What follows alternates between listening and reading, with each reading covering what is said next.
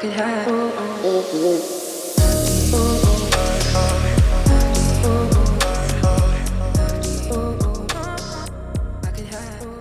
want to thank you all for coming out today. It's a beautiful day outside, but I think we're going to get a lot of great information in here. How we happened to find out about Garrett Ziegler with, I got a text message from Doreen Libby, and I don't know if all of you remember Doreen, but she is the one that was involved with We the People of Maine, and we are still in the fight to get our country back. And Doreen is a great asset to that. And Doreen, do you want to speak? Sorry. I could just say briefly thank you everybody for coming, and want to welcome Garrett to Maine. I'm so happy to meet him.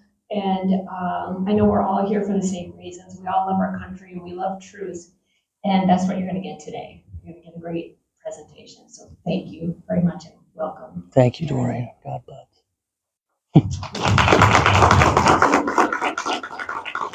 And Garrett, I'm going to let you give a little bit of information about yourself. Okay. I love the fact that when she told me about you that you were also on Donald Trump's team. So I was. and anyway, started the group Marco Polo, and the nice little presentation today is I'm just so excited to have. Yes, So thank you very much. Very much for coming. Garrett Appreciate it. Ziegler, everybody. Thank you very much. Yeah, so my name is Garrett Ziegler again. Thank you, John, Marlene, Doreen. This is, I think we were hurt a little bit by the good weather. This is like probably the first day of spring where people are going to Acadia. So thank you for sitting inside for a couple hours this afternoon. It means a lot to me and to our group. As she mentioned, you know, Marco Polo is essentially a research an open source intelligence collective. What that means is we spend our day scouring public records, particularly at the county level, and through the use of private investigators and other means, research corruption both in the public and private sectors. And so with that mission, which we all love and contribute to, we don't really have set hours. I'm sort of a night owl, so I don't look at my work as work. It's sort of a calling and something that I enjoy doing. And so that's sort of the background. As she mentioned, I worked for Donald Trump for 2 years, well, 23 months exactly, actually. February 20th, 2019 to when Joey B took over. And so I worked for a gentleman in the White House named Peter Navarro. Peter Navarro actually believed what the president believed on trade, and therefore the time I spent in the White House was fighting other staffers who didn't believe what the president believed on trade and other matters. And so, you know, Peter was a college professor for 30 years at UC Irvine from 86 to 16. And so the environment that he had in his office was basically a graduate research assistant environment. He had 4 staffers, all of them were under 30, myself included. And so I got obsessed with the research process about, you know, we don't have a lot of focuses at Marco Polo. We only research about a half a dozen things, but what we do research, we claim and can prove, which is why I'm here today, that we go the deepest and make sure that we cover it deeper than anybody else. And so that sort of love of digging, if you will, I tell my mother that I grew up, or her son grew up, and I'm basically in the excavation business. That's essentially, but it's a different type of excavation. It's not earth moving. It's digital excavation, and we live in a time in human history where that is very, very rare. If I lived even 40 years ago, I couldn't do what I do. The vast amount of information that's available is, again, unique in human history. And to be frank, we have very few people on the right wing doing it. The left has many, many more nonprofits. There's basically Marco Polo and nobody else. What do I mean by that? When I proposed this, and I know I'm giving a long backdrop, but many of you have never met me before and don't know who I am or where I come from. So the project that you're looking at, which is the end result, is a 644-page document. I proposed this to all the think tanks in Washington in the spring of 2021, right after I left the White House. I went to Judicial Watch, the Heritage Foundation, Cato Institute, and I said that this device is unprecedented in American history. We have over 200 gigabytes of primary source material from the American First Family, sex videos, drug videos, deals with foreign oligarchs. It is insane, the amount, and just the sheer number of data types, from PDF files to PNGs. It's all there and it's all real. So I went to them and I said, I need about $150,000. I need a couple guys to help me with this, and I need to focus on it for about a year to 18 months to do a thorough job, to go through every single email, which we did, all 128,000 on the device, to go through everything, every single picture, to go through the metadata embedded in those photos, and do a historical document. So yes, this is written for you today in Maine, but it's also written for 50 years from now. So if things really do go south or north, my sons and their progeny will know exactly what the heck happened. And that's why we did printed copies. We almost lost money on the first round because I'm not a businessman or a commercial man by instinct. So, but that's why we're doing the printed copies, is because Joey B can't censor all of them. He's not gonna walk his Louis bodies up here to Maine and burn all of your books. He can take things off the internet, and one of Hunter's friends at Microsoft is actually censoring this web page on Bing browser. So you try to visit this on Bing browser, it'll say unsafe. So that's the point for the physical copies of the report. They're available today. Grab one, donate to the Hall, donate to Marco Polo. I don't have a card reader with me or anything. It's not really my style. So that's the backdrop. I am the face of Marco Polo. That's on purpose. There's half dozen other, basically full-time guys that have other jobs that Kevin Morris, the president's son's lawyer, wants to dox and get fired. We're actually being sued in the LA County Courthouse right now for $60 million from the lawyer for the president's son for intentional infliction of emotional distress. Do that matter. And guess what? You know what the funniest part is? I've never even spoken to the guy. Never even spoke to the guy. He thinks I was the one who texted him and basically posed as a left-wing activist to try to throw cold water on the Hunter Biden story, but it was a friend of mine. So he doesn't even know who he's talking to. He bears I guess more than a passing resemblance to the Geico caveman. He's a very ugly person. We'll go through him today.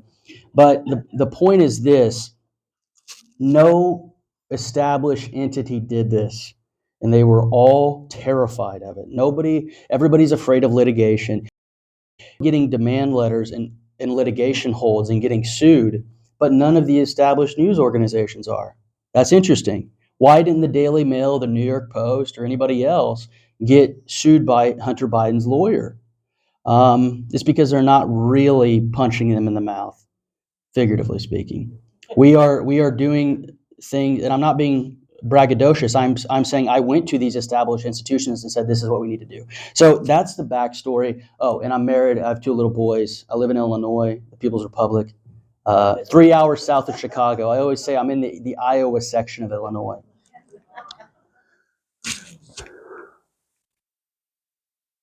There we go. So this is the little blurb. It's a nonprofit research group. Again, no corrections have been submitted. So of course, Hunter didn't sue us for defamation because we have no actual malice. If we get anything wrong, we want Hunter and everybody else to contact us immediately and point out what the correction is, and we will amend it immediately. It's been out 6 months. It was released on October 20th, 2022, and we've not had one left-wing debunking article.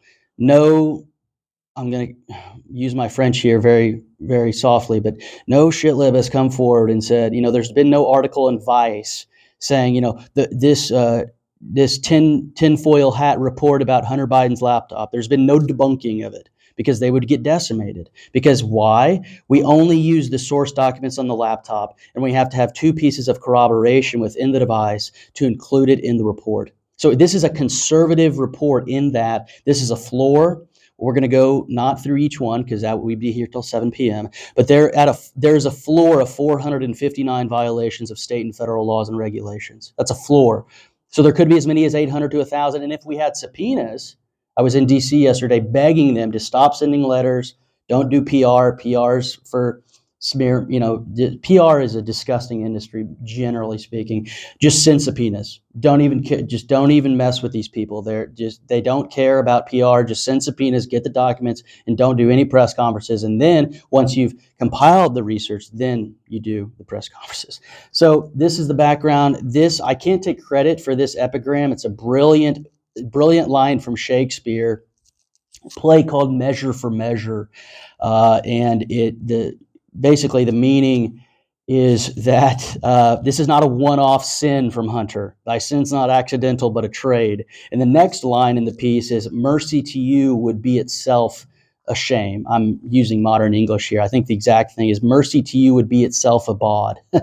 But basically that giving mercy to the Biden family would itself be a national tragedy because they've committed numerous felonies. It absolutely involves the sitting president. He was the chairman of the enterprise, and so that's what drives us. That's sort of our theme. We have another epigram at the end of the report, but that sort of sets the stage.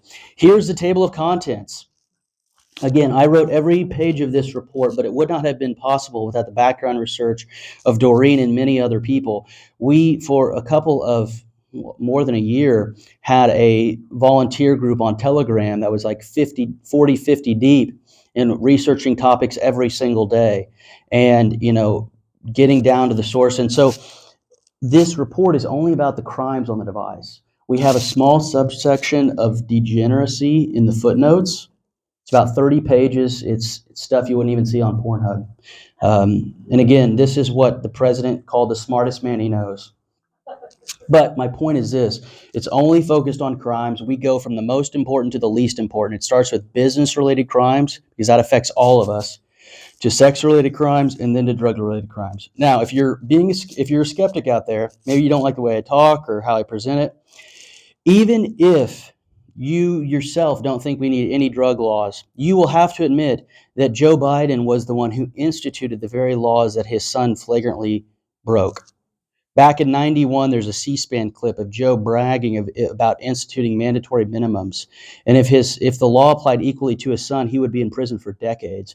Many thousands of black guys in the United States have had a penchant for crack cocaine and got in prison for many more years than their white counterparts who took powder cocaine. So what I'm trying to say is, regardless of what you believe about drug laws, the hypocrisy, there's not an English word to describe the hypocrisy. It's above hypocrisy. It is literally doing the very thing that you are imprisoning other people for. Some call it tyranny.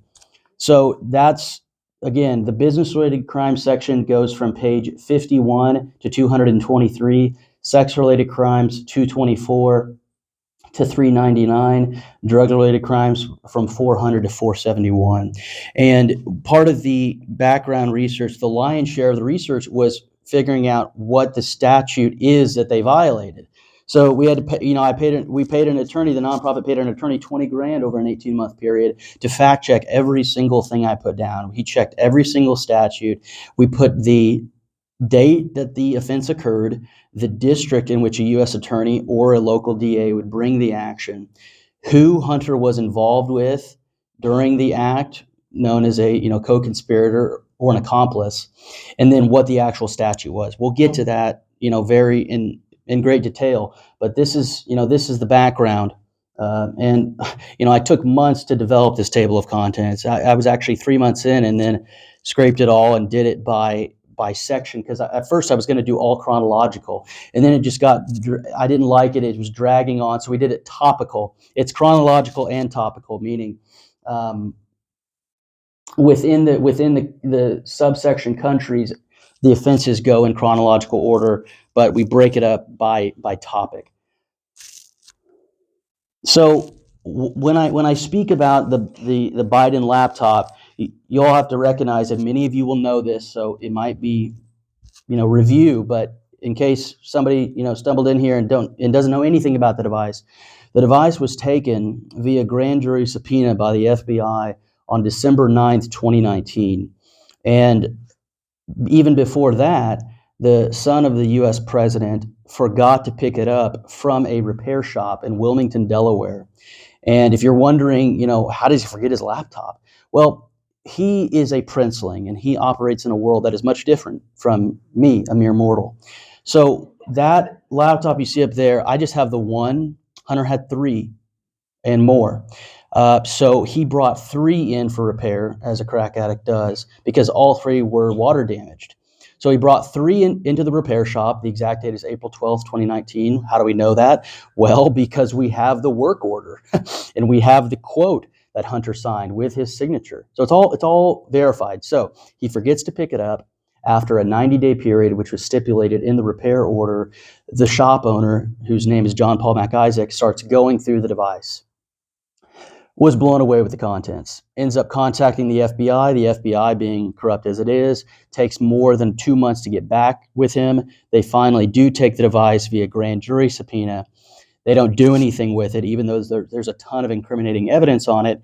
JP, exasperated and frustrated, gives a copy to Robert Costello, who was Rudy Giuliani's attorney.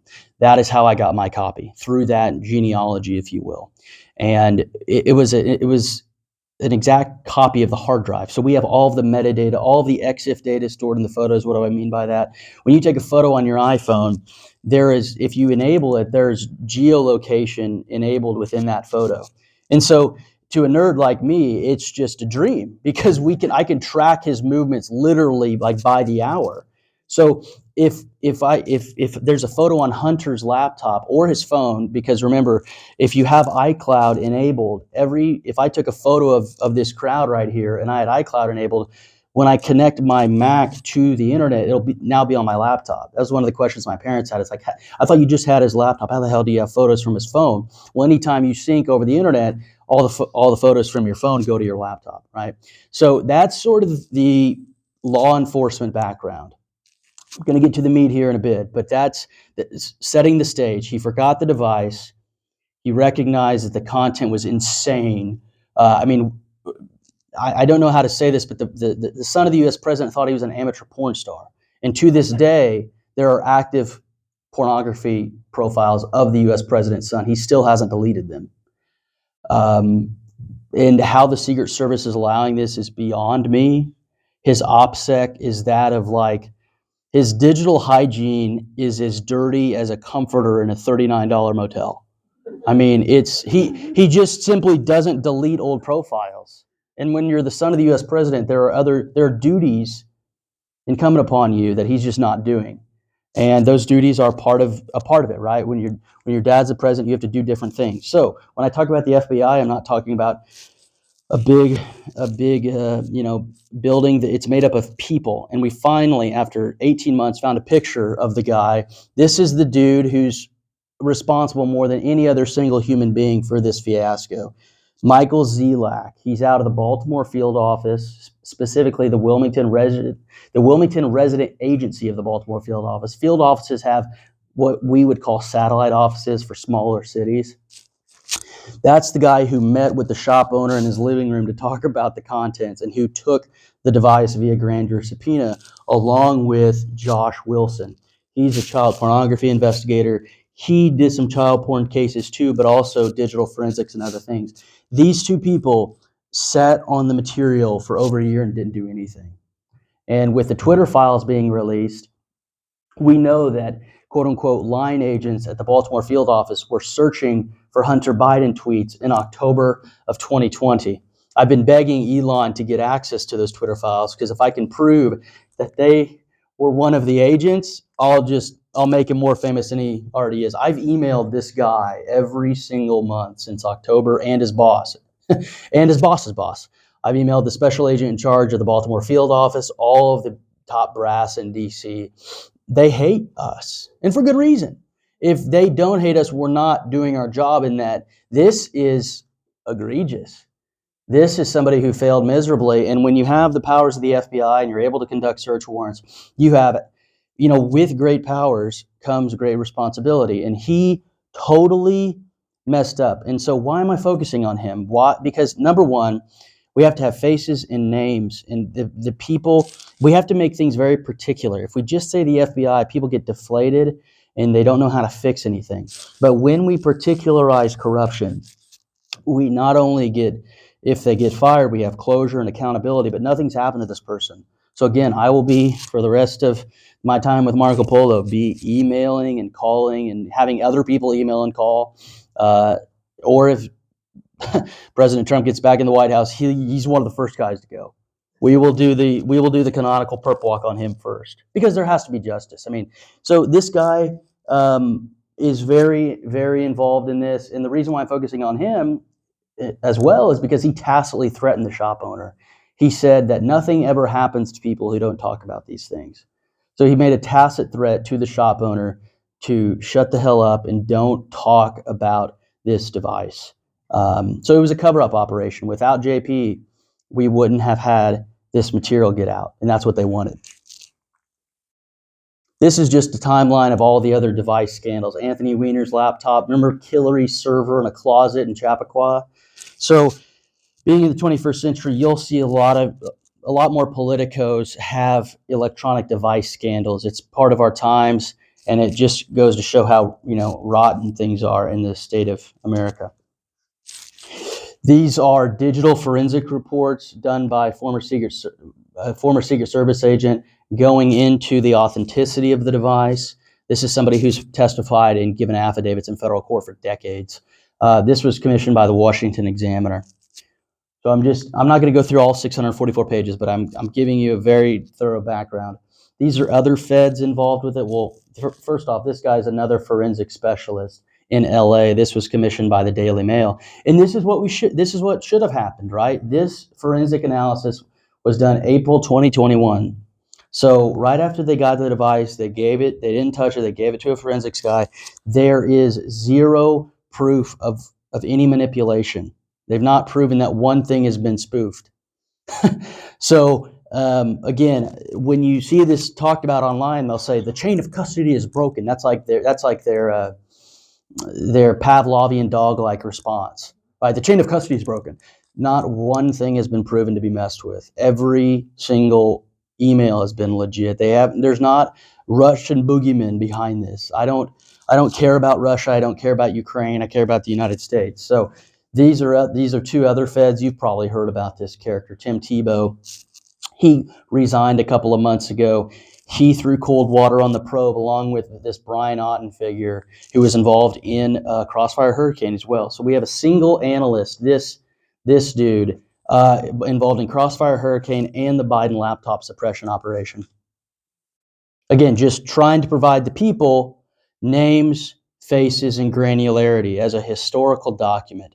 So in 50 or 100 years, we always approach each problem with 5 W's and 1 H: who, what, when, where, why, and how. Right? So if you can't answer those, there's gaps in your understanding of a topic, and so that's what this report tries to do. Is it for all of time answer those 5? If I want to know, so what's on the device? This is free to read online. You can't see it here, but it's a web address. Anybody can go to our website and keyword search. People have been doing that a lot. And in May of 2022, it didn't get a ton of press, but we put all of the emails online, BidenLaptopEmails.com. You can download all 128,000 emails yourself and look at the metadata. Why didn't any of the established think tanks do this? We had to get some guy who's like a software engineer by day to do this in his spare time, right? For a pittance. But yet all these established news organizations now cite us and use the URLs from our group, which we're honored by. But nevertheless, many people have had this device. Probably over 50 now have the complete replica like we do. But we did our own version of WikiLeaks in the sense that we put them all up there, no redactions. You can do a link analysis of the entire American First family, who they talk to, what they pay for, because there's receipts, ATM listings. It's really unprecedented. So this again is going through who are the feds involved in this. There's another picture of Tebow, handsome guy, right? So these are the feds who interviewed Tony Bobulinski in person, videotaped for over 4 hours in October of 2020. Not one of them has blown the whistle. So what we're trying to do is dispel this notion that the FBI is corrupt only at the top. Our thesis is much different, and our thesis is borne out by the facts. The entire organism has gangrene. It is not merely the head. The line agents want mostly, I'm not saying every single soul, but I'm saying a vast majority merely want to protect their pension. If there is a choice between exposing the American first family, i.e. telling the truth, this is not political. If Jared Kushner were doing all this stuff, I would do that as well, or I would be here as well. Or saving your pension, they're going to choose the latter. And that is an absolute travesty, considering our founders pledged, lives, fortunes, and honor. They can't even pledge a pension. So these people, again, for posterity, have been named. All their personal information that we pay for, i.e. their government-issued email address, is up there. Garrett Churchill, Bill Novak, Giulio Arseni, and Jim Dawson. So again, just providing more granularity. Again, you'll get this background nowhere else. There's nobody in the. I'm sure the Chinese have a dossier this detailed on the Bidens, but in the Western world, you're not going to get this granularity. And I'm not being hubristic. I'm saying that I did this for over a year. This has been my. I'm gonna butcher this French phrase, but it's my reason for being. It's what I've been doing. And it's why we set up Marco Polo. And it's why we're being sued right now. So again, this is not just a left-wing operation. There are many rhinos and other people and a lot of appointees from President Trump involved in this. From Bill Barr to the U.S. Attorney in Delaware, who's been totally useless, this guy, David Weiss. He's the one heading up the investigation of Hunter Biden for over 5 years. These are, on paper, these are Republicans. So again, this is not me. One of the stupidest complaints from Hunter's attorney, Abby Lowell, is that I'm a partisan political warrior. He knows nothing about me. He probably didn't even watch one interview. I have vast concerns about the Republican Party, and this operation to suppress the contents of it was done by Republicans and Democrats. And in fact, that infamous letter that was signed by those 50-plus intel agents, more Republicans on that letter than Democrats. So in 2020, this was what's a good analogy for it? I mean, I'm sure you guys have bears up here. You've seen how a mother bear acts when her cub is threatened. That's essentially the analogy, is that the Republicans and Democrats came together because they hated Trump and they acted like a mother bear with their cub threatened. And so it was an operation of a bipartisan operation of spooks to throw cold water on this, which again, because it's not a partisan thing, we're able to, because we're not wedded to a party, and a lot of the even volunteers with Marco Polo are independents. Because we're not wedded to a party, we can see things clearly and write about the full nuanced truth. Not just get 70% of it, but try to get 100% of the full picture in all of its aperture. So we're going to go. This is the very handsome art dealer of the president's son. This guy wants to be the lead U.S. art dealer for rich Chinese patrons. So you'll see when we go through the Chinese and Ukrainian section, the president's son is no longer involved in those ventures on paper, but he's taken up art. The president's son is a quote-unquote artist, and guess what? He's listing his prints for $75,000. Originals? Up to $500,000. So when you go to like Hobby Lobby and you buy one of those prints, think about this. Hunter's able to sell his prints. They're not even originals for $75,000. I mean, this is a joke. I mean, he made a little toy dinosaur. This is the type of stuff that like my son brings to church, and like I step on at 2 a.m. You know what I mean? $10,000 a pop for that little dinosaur.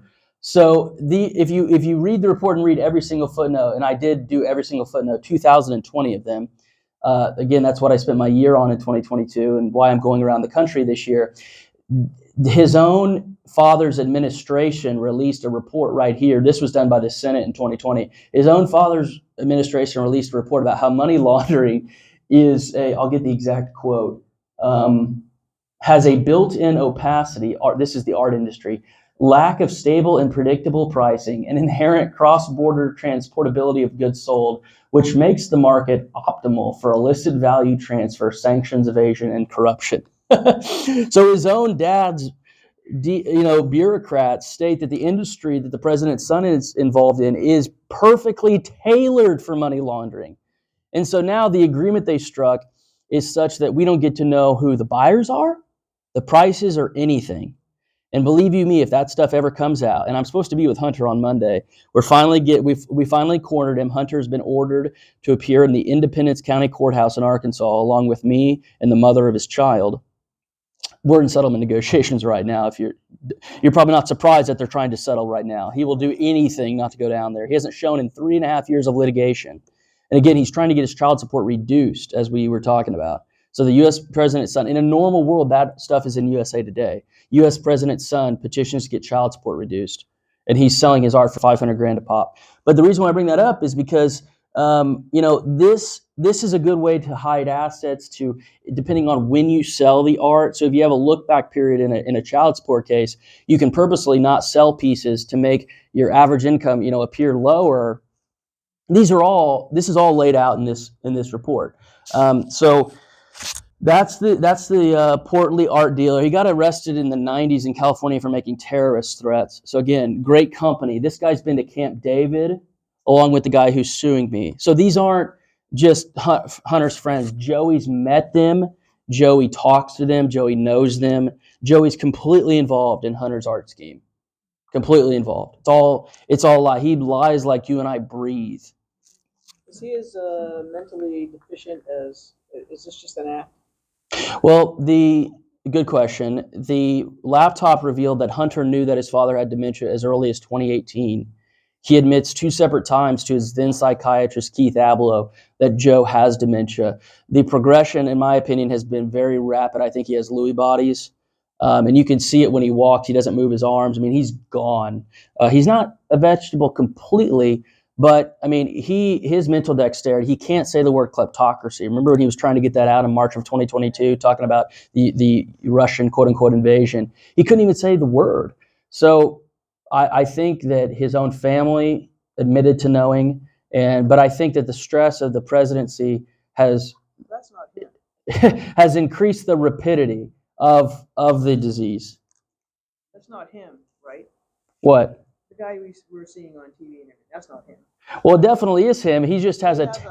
I showed the mask the other day. Well, I would say that is a terrible facelift by his son-in-law, Howard Krein, who's a plastic surgeon who we know is on drugs.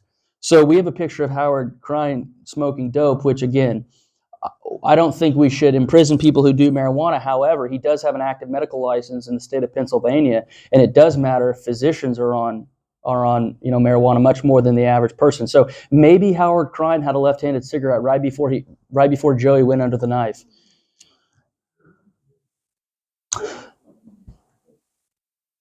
This is going, if some left-winger is reading this, we just go into our motives of why we're doing this. Our mission stated differently, put as many puzzle pieces together as we could. We wanted to do a documentary, but we didn't. Again, we're totally grassroots funded. We don't have any family foundations that fund us.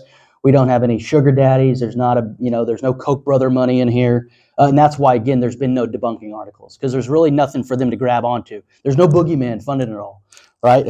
While they write those pieces, George Soros is literally lining their pockets. The hypocrisy is breathtaking.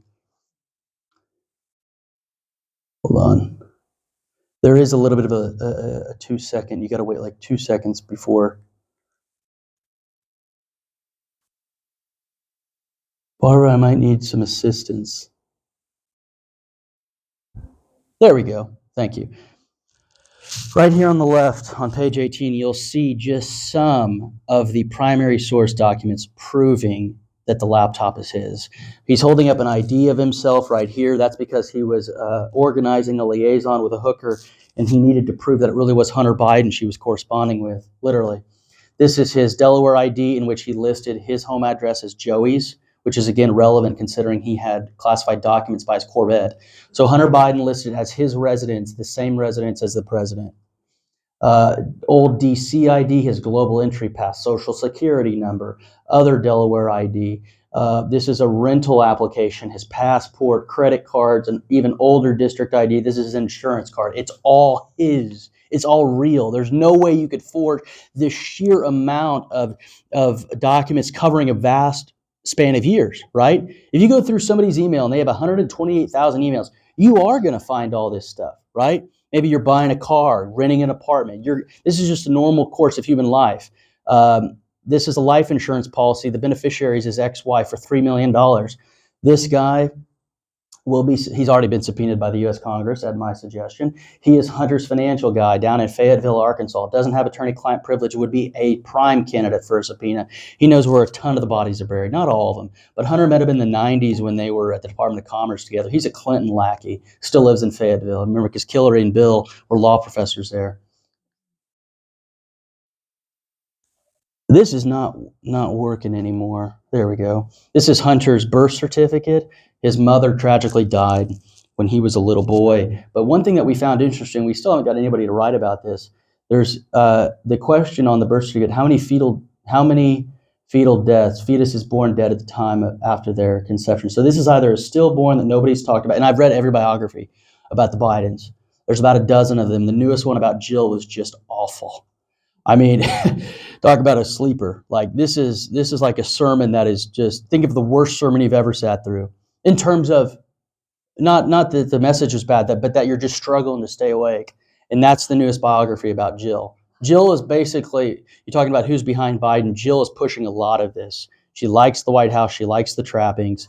Jill wants him to be in office, even though he has a Lewy body.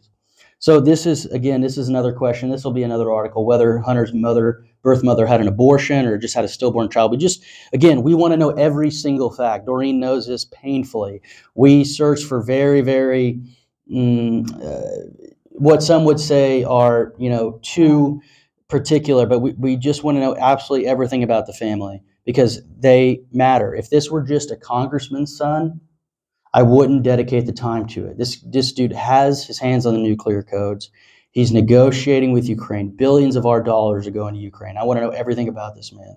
I want to know who he talks to every day, what time he wakes up, what time he goes to bed. I mean, there's talks that, this guy is wiped, fed, and put to bed by like 8:30. U.S. president just turned 80 in November. I'm going to go through this because this has already been talked about in the hearings, not to this detail, but some of these people have already testified. This is basically the Twitter, FBI, and Intel collusion about the report. This woman is one of my least favorite women in America, Natasha Bertrand. She is at the center of a lot of the hoaxes. Hunter Biden story is Russian disinfo, dozens of former Intel officials say. This is just slop. In a normal course of employment, she'd be fired for this. This was a total lie.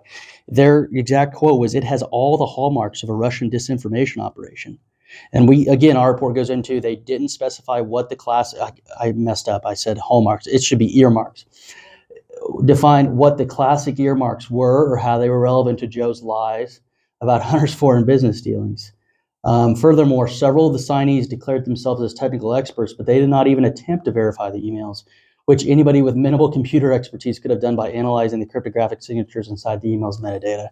So we just obliterate that. She was sent to report very first day, and her entire family, Natasha Bertrand. This is a very beautiful woman from the New York Times, Maggie Haberman. Some of my friends probably wouldn't pee on her if she were on fire. This is NPR, funded by you indirectly and some directly. We don't want to waste our time on stories that are not really stories. And we don't want to waste the listener and reader's time on stories that are just pure distractions. Terrence Samuel, this guy, he's still there.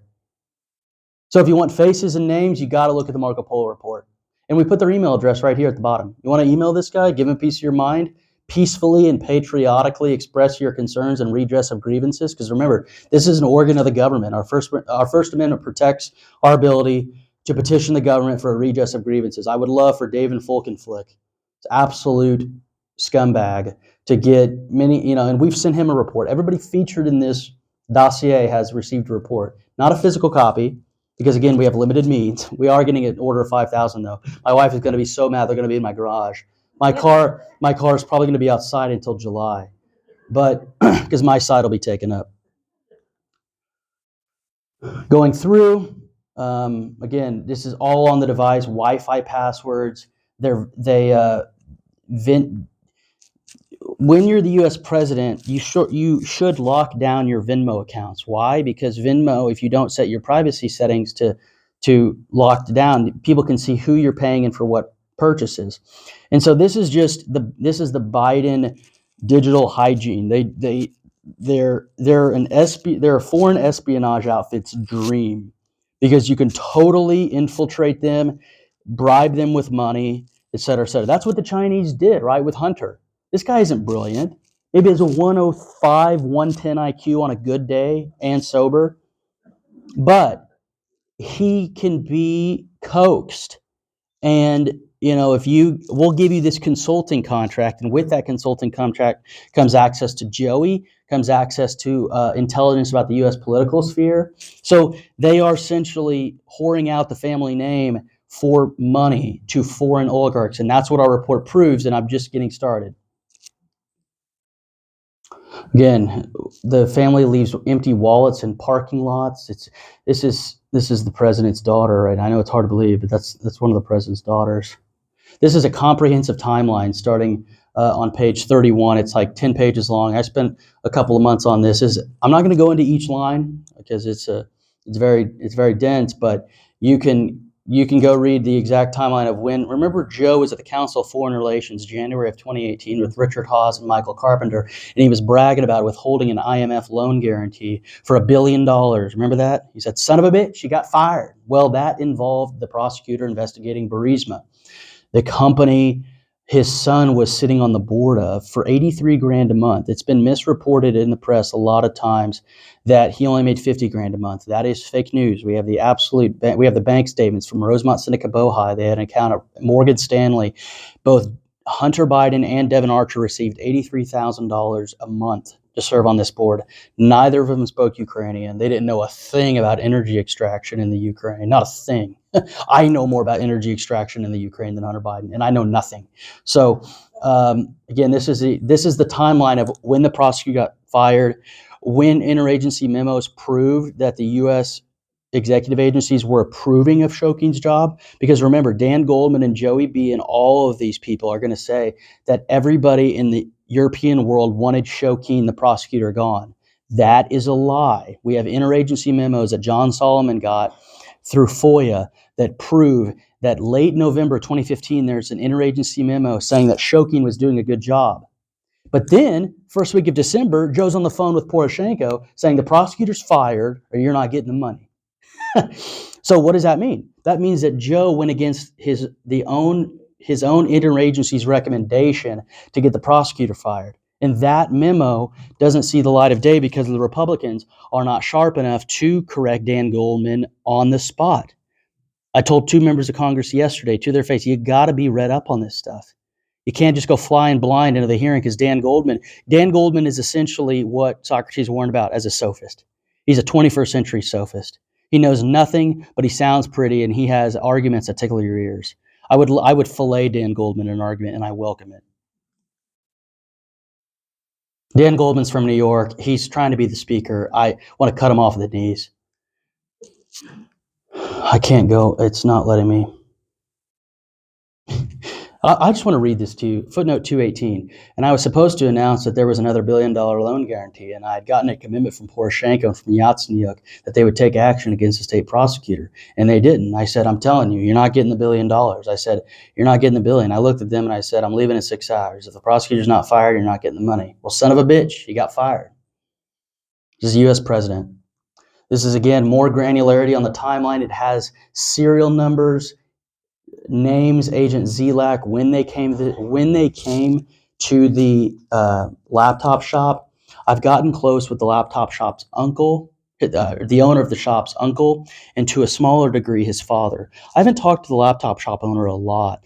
He's a little bit of a strange figure, love him to death. He's just He's shy, he's scared, shitless. But the shop owner's uncle was a colonel in the Air Force for 30 years, and I've gotten close with him. So they gave me a lot of this documentation because there's emails between the shop owner's father and the FBI agents telling them that you have to take this device, you have to see what's inside of this. Because remember, this is right with scam number 1 going on. They have proof that Burisma did in fact try to get to Joe and get the prosecutor fired. And that was the whole basis for impeachment scam number 1. So again, that's the work order I alluded to earlier. And now we're finally nearing the start of the business-related crimes. This is the deputy prosecutor on the case. Lovely woman. I'm being facetious. She, along with her boss, David Weiss, have done nothing. Her name was on this subpoena. This was the subpoena that got the original laptop. So again, none of this is forged. We have the serial number and the external hard drive that Mac Isaac copied the data onto. So people always ask, do you have his original laptop? And I say, no, the FBI has that. Or they probably dumped it to the bottom of a river. That's probably where it is right now, at the bottom of the Christina River in Wilmington, Delaware. So we have a copy of the device, and being good patriots, we have carpet bombed it all over. We've made many copies. There's copies in people's safes. There's no way that this thing will leave the face of the earth. There will always be copies. We've made, hundreds, and it's easy. They've made the data is cheap. You can get an external 250 gigabit hard drive for, $39 at Best Buy. So that's what we've done. This goes into much greater detail. The thing that nobody talks about, and this will probably get brought up Monday. I'm going to be on the stand. Guess what? They brought in Abby Lowell from D.C. Yesterday, he filed a pro hac vice motion. Abby Lowell from Winston & Strawn is going to be in Hunter Biden's child support case. He's flying in. Why? Because they want him to cross-examine me. The guy from Texarkana wasn't going to cut it. He didn't know anything. I would have chewed him up and spit him out. So they have Abby Lowell coming down, and this is going to be one of the first exhibits I bring up. This is Hunter's attorney. Look at the date, October 13th, 2020. What happened? The New York Post reached out to Hunter's attorney for comment about the story they were running the next day. Hey, we have contents of an abandoned device. This is the shop. Your client left this there, and we're going to be running a story about the Ukrainian energy executive thanking Hunter for meeting with his father. So what did Hunter and George do? Well, they freaked out. They started calling the shop owner. They called him, and then this is the follow-up email. John Paul, George Messier's contact information. He's actually somewhat handsome. He was the assistant attorney general of New York at the time. Big Biden crony, went to Syracuse Law School with Bo. Now he's still Hunter's attorney. John Paul, thank you for speaking with me tonight. As I indicated, I'm a lawyer for Hunter Biden. I appreciate you reviewing your records on this matter. So this is proof right there that the day before the New York Post article runs, he's calling JP, and JP again he didn't volunteer for this, okay? If it were me and I were advising him at the time, I'd say any call you get, start recording immediately. But he didn't record the call, because if he recorded the call, what it would have been is George asking about this device. But this email alone, and I got this from the laptop shop owner's father, proves that Hunter knew it was his laptop and then just forgot about it, but then was reminded because the New York Post was going to run a story on it.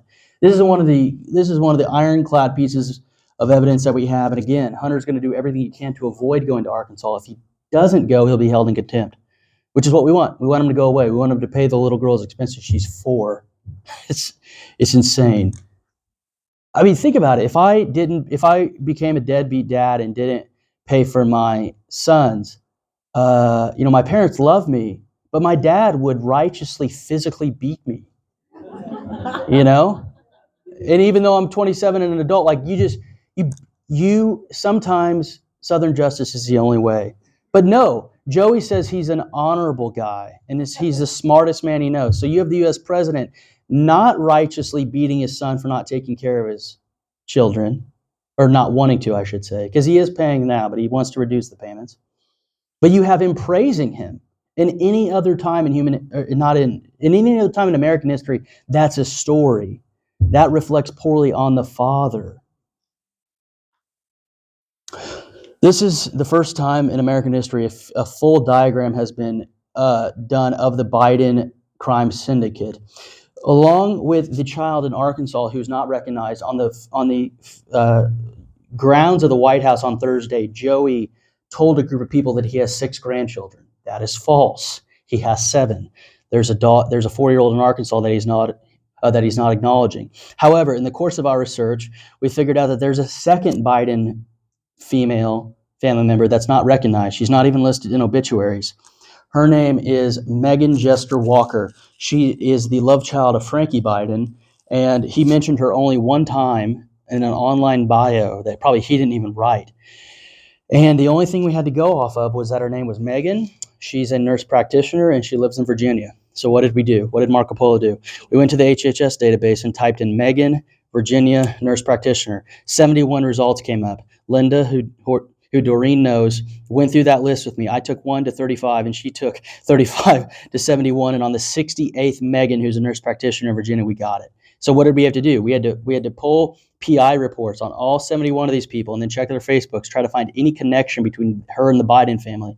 And sure enough, we found a picture of Megan, not with Frankie, who's her father. So again, this woman, Megan Jester Walker, is the niece of the president. They won't even acknowledge her in obituaries. So in your first family has 2 unacknowledged females in it. They don't even get a stocking like on the White House mantle.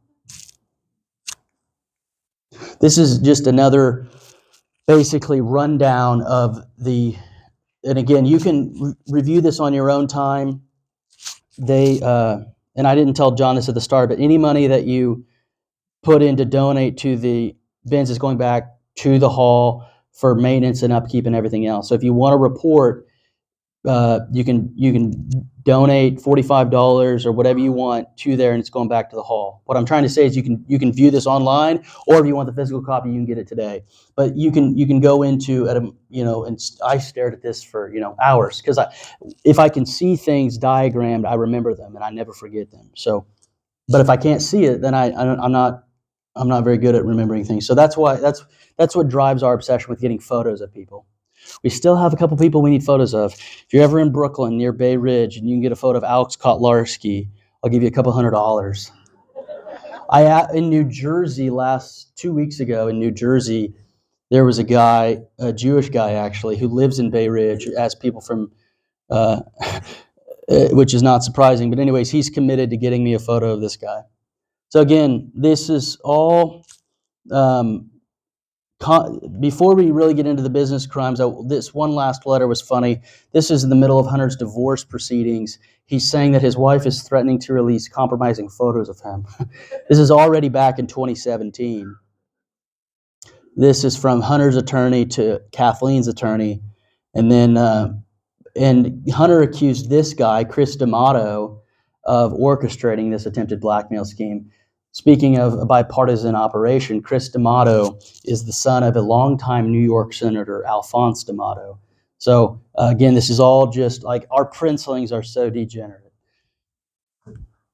But princeling, if you're wondering, is basically the English translation of a Chinese word. It's a Chinese concept where the sons and daughters of the CCP elite just get whatever they want, right? Like they have millions stashed in offshore accounts, and they're basically just untouchable. Like they get jobs, and it's all just one big nepotism operation.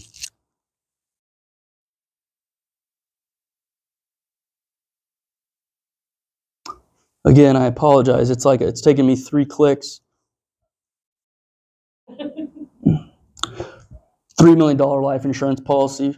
When his brother died, she, as one honorable female does, splurged on a new BMW and a fur coat, but then she refused to pay her child's tuition, so she got sued by the private school. This is Hallie Biden. So remember, the president's son had an affair with his brother's widow. That's what causes his divorce. So after his brother died, he had an affair with his brother's widow, and that is the widow. And she was a crack cocaine addict as well. We chronicle that. Not working there. So this is where the meat of the report is. Obviously, with a in-person crowd, you probably picked up that I'm not going to go through the business or the sex-related crimes with you today just because of the graphic nature. We don't have any genitalia in the report. We blur that out with a picture of Hunter's teeth right before he gets veneers put on. We call his new grill the CEFC Chiclets. because they look like white chiclets. And CEFC was the Chinese company that paid him millions of dollars, and he got that new grill at a high-end dentistry facility called Smile Design Manhattan. It cost him $68,000 to get those chiclets. So what did we do? The thing that is we put over the genitalia the picture of him right before the veneers gets put on. That's probably why he hates us so much. But what I'm trying to say is, if you're wondering, wow, Garrett's only through 50 pages, I'm not going to be going through the sex-related crimes and drug-related crimes today, but because I think that the most important is the business-related crimes. And it all stems upon what they call the Delaware Way. If you visit our email site, that's very prominent. We talked about the Delaware Way. It's basically just a chumminess. It's the uniparty. It's the go along to get along. I scratch your back, you scratch mine. And remember, Delaware, which Joe represented in the Senate for 36 years, is the credit card capital of the world. It's the shell company capital of the world. It's the credit card state. It's really scummy. That's why a lot of the companies are incorporated in Delaware, because of the Chancery Court, which Hunter bragged about knowing every member of the Chancery Court. Doreen can probably recall that. It's just one of his, he's bragging about corruption. There we go.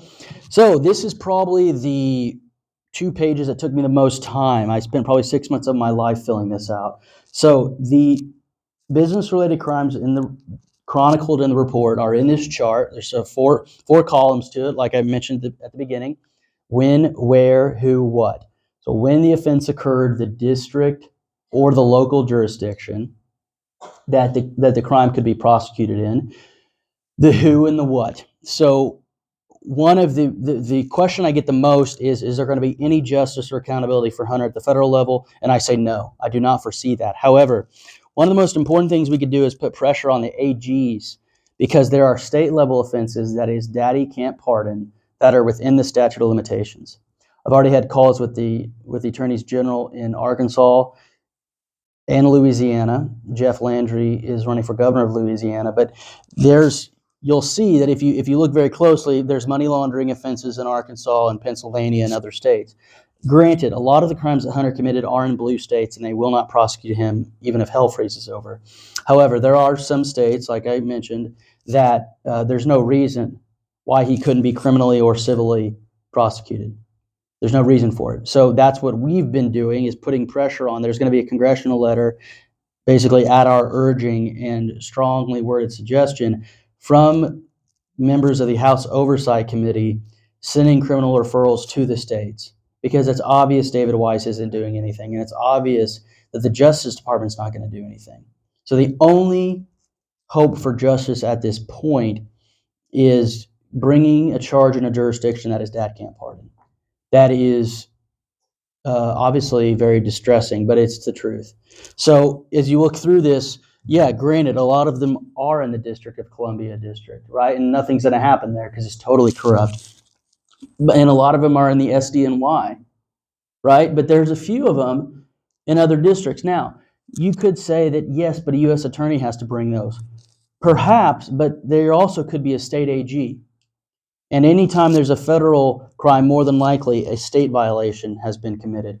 And so the one I like the most is the AG of Louisiana, Jeff Landry. I've spoken to him multiple times. They are obviously all ears, but they need, and we've sent them all of this, sent them physical copies, sent them excerpts of the report. We don't have any, we're not delusional. We don't think that somebody's going to bring the report into a literal courthouse. What this is a roadmap for law enforcement and investigators to get started. Basically the best case scenario would be they use this dossier to know who to subpoena and for which records and for what time period. That's the goal. If there's like a one-liner, if you don't remember anything else from today, it is a roadmap for issuing subpoenas and indictments. That's what it's about. So you can, review this on your own time, in your own leisure, but it's basically everybody he's involved with, the exact statutes. And if you see some shill on Twitter saying, remember Chuck Todd, Sleepy Eyes, Chuck Todd, said, I haven't seen proof of any crimes. Ron Johnson, to his face, said, you ought to read the Marco Polo report. I was just with Johnson yesterday. He's probably our best advocate.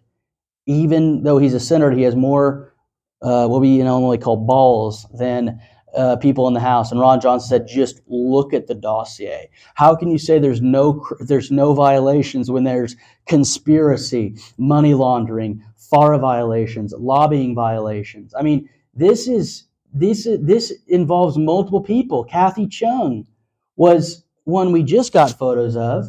She was by Joey's side for more than a decade, and she is implicated in the classified document scandal. We literally have the exact statutes they violated. And what do I mean by that? We look at the email and we look at the correspondence and interaction. We figure out which statute they violated, and we get it checked by attorneys to verify that it actually is that thing. And we welcome anybody to challenge us. I would love for some liberal or fair-minded person to look at an interaction and argue with us about whether or not Hunter or his colleague, for the purposes of that email and interaction, is acting as an agent of a foreign principal. There are many interactions we didn't include in the report because there was internal arguments amongst our group.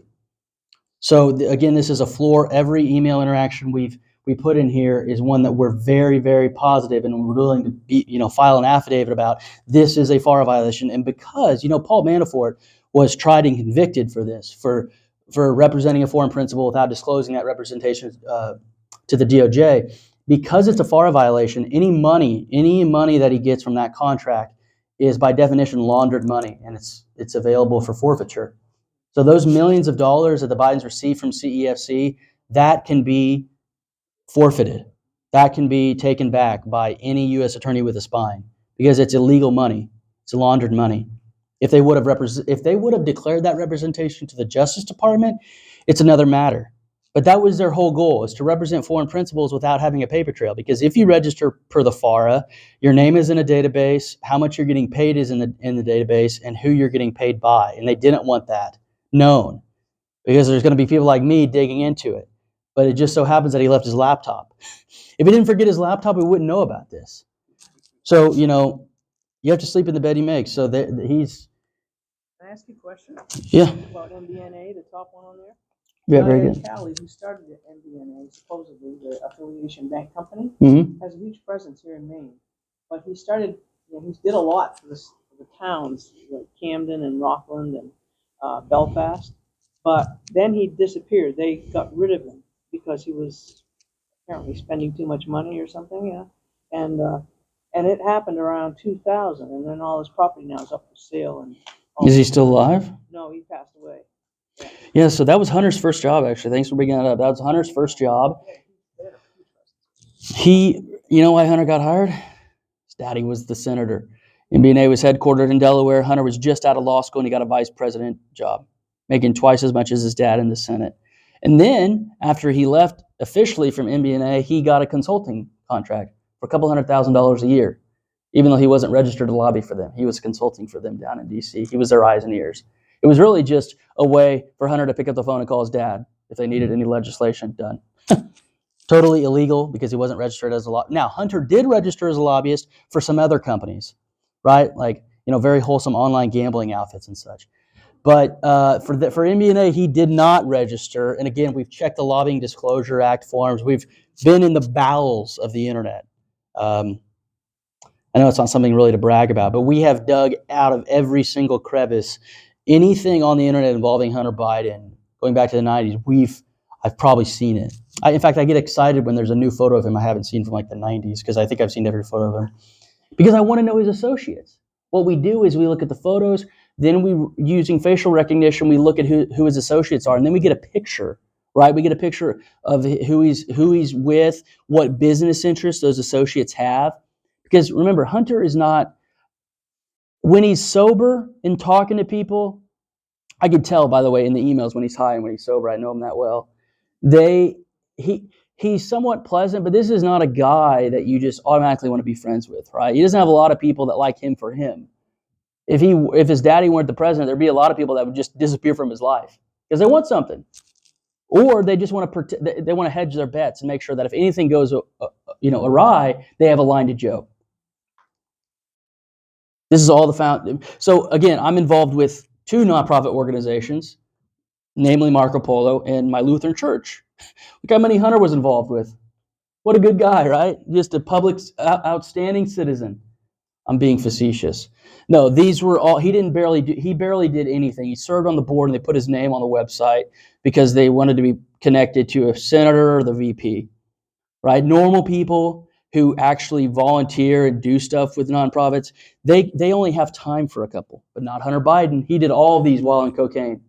That's the public story. It's a joke. This is the guy that's suing me. Again, very handsome guy. That's Hunter's attorney. That's who's funding Hunter Biden's lifestyle right now. And again, these are his really, really well-accustomed children. That's his wife, who's Miley Cyrus's agent. And he's the lawyer for South Park. These are some of the threats he issued to me through my friend. Call your lawyer, Garrett. We already have you. You've been a bad boy. I know where you live. I'll tell you more if you want. You're effing with the wrong guys. It's not like this won't be hanging on you for the rest of your life. There's right and wrong in this world. You are a vicious little, and I'm coming to get you. Make sure you take a few nice outfits to jail. You'll want to look pretty. So this guy is suing me for harassment, and he sent those texts to my friend thinking it was me, because he has no clue what he's doing technically. Like he's technically deficient. He's the type of guy who like butt dials you, you know. So he thinks he was talking to me when he was talking to my friend. So again, all we do is just use our own words. I'll just read this. The husband of one of the most powerful. This is a dig to him, because me and my friends always joke that he doesn't wear the pants in his family. His wife is the high-powered agent. The husband of one of the most powerful women in the entertainment industry paid off a nearly $3 million bill for back taxes that Hunter owed to the IRS. Kevin Morris, the husband of Gabby Morgan, an agent for Miley Cyrus and other former A-list celebrities, has been a legal fixture for the upper brass in Hollywood for decades. When not gallivanting around the globe with his client, Matthew McConaughey, another huge coke addict who loves gun control laws, Morris negotiates on behalf of South Park's creators, whose show has made the Pennsylvania native wealthy. On the side of those money-making endeavors, Morris threatens those who he sees as Hunter's opponents and cooks up ridiculous PR and media strategies for his defense. So again, this was their mind map that my friend infiltrated them because they infiltrated the set of My Son Hunter. I saw on your Facebook page that you had a showing of My Son Hunter. The filmmakers and I have gotten to know each other because this guy posed as an independent journalist and lied to their face about never knowing Hunter Biden, when in fact he was Hunter Biden's attorney. Kevin Morris and these lovely men, Rob Bindler and Jason Cohen, very honorable, honest guys, they flew on a private jet to Belgrade, Serbia, and posed as documentary filmmakers, when in fact all they were doing was collecting intel on the My Son Hunter show, movie. So what did we do? We saw, by the way, he's the subject of an active bar complaint in California. We saw that these lovely immigrant filmmakers were infiltrated and lied to. So my friend gave Morris a taste of his own medicine, suppository style, and posed as a left-wing activist. And over a couple of days, he ended up sending this diagram, which I don't know if you've seen a movie called A Beautiful Mind, right? That professor, George Nash at Princeton, has schizophrenia. I said, this was a beautiful mind-inspired schematic. So this was their ridiculous explanation of the laptop. They said that Hunter psychiatrist Keith Abloh made a clone of the laptop. It's all BS. It's totally fake news, literal fake news. But we had this published in the New York Post, and that's why Morris came unglued, because he thought he was talking to a left-wing guy, right? So what did we do? We made him look as stupid as he made the filmmakers look.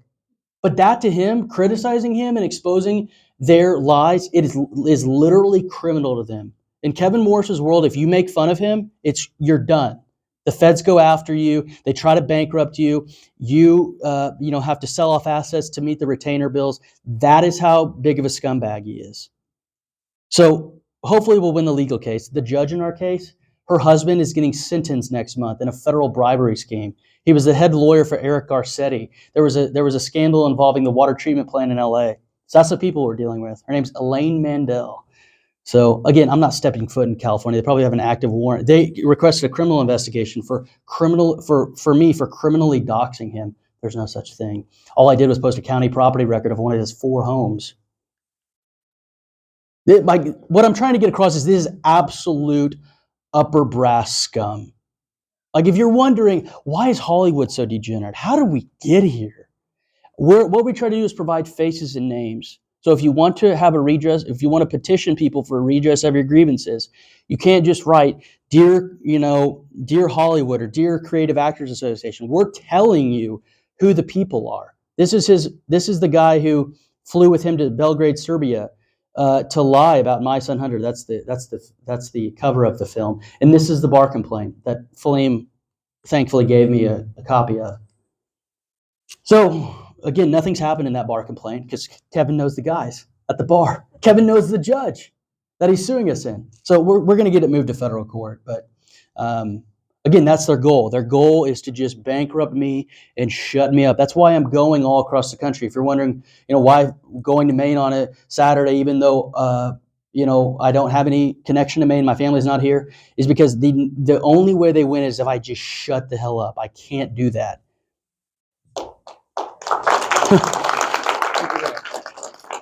So again, we start off with Kevin Morris, and then we go through the other fixers. Devin Archer, this is his mugshot.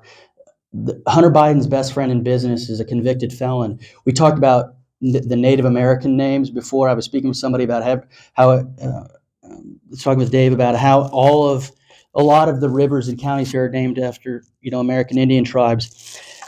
Hunter Biden was implicated in a scheme that basically swindled the poorest tribe in the nation, the Oglala Sioux, who live on the Pine Ridge Reservation in South Dakota. They stole over $60 million from them. They basically issued junk bonds and pocketed the money and bought penthouse condos.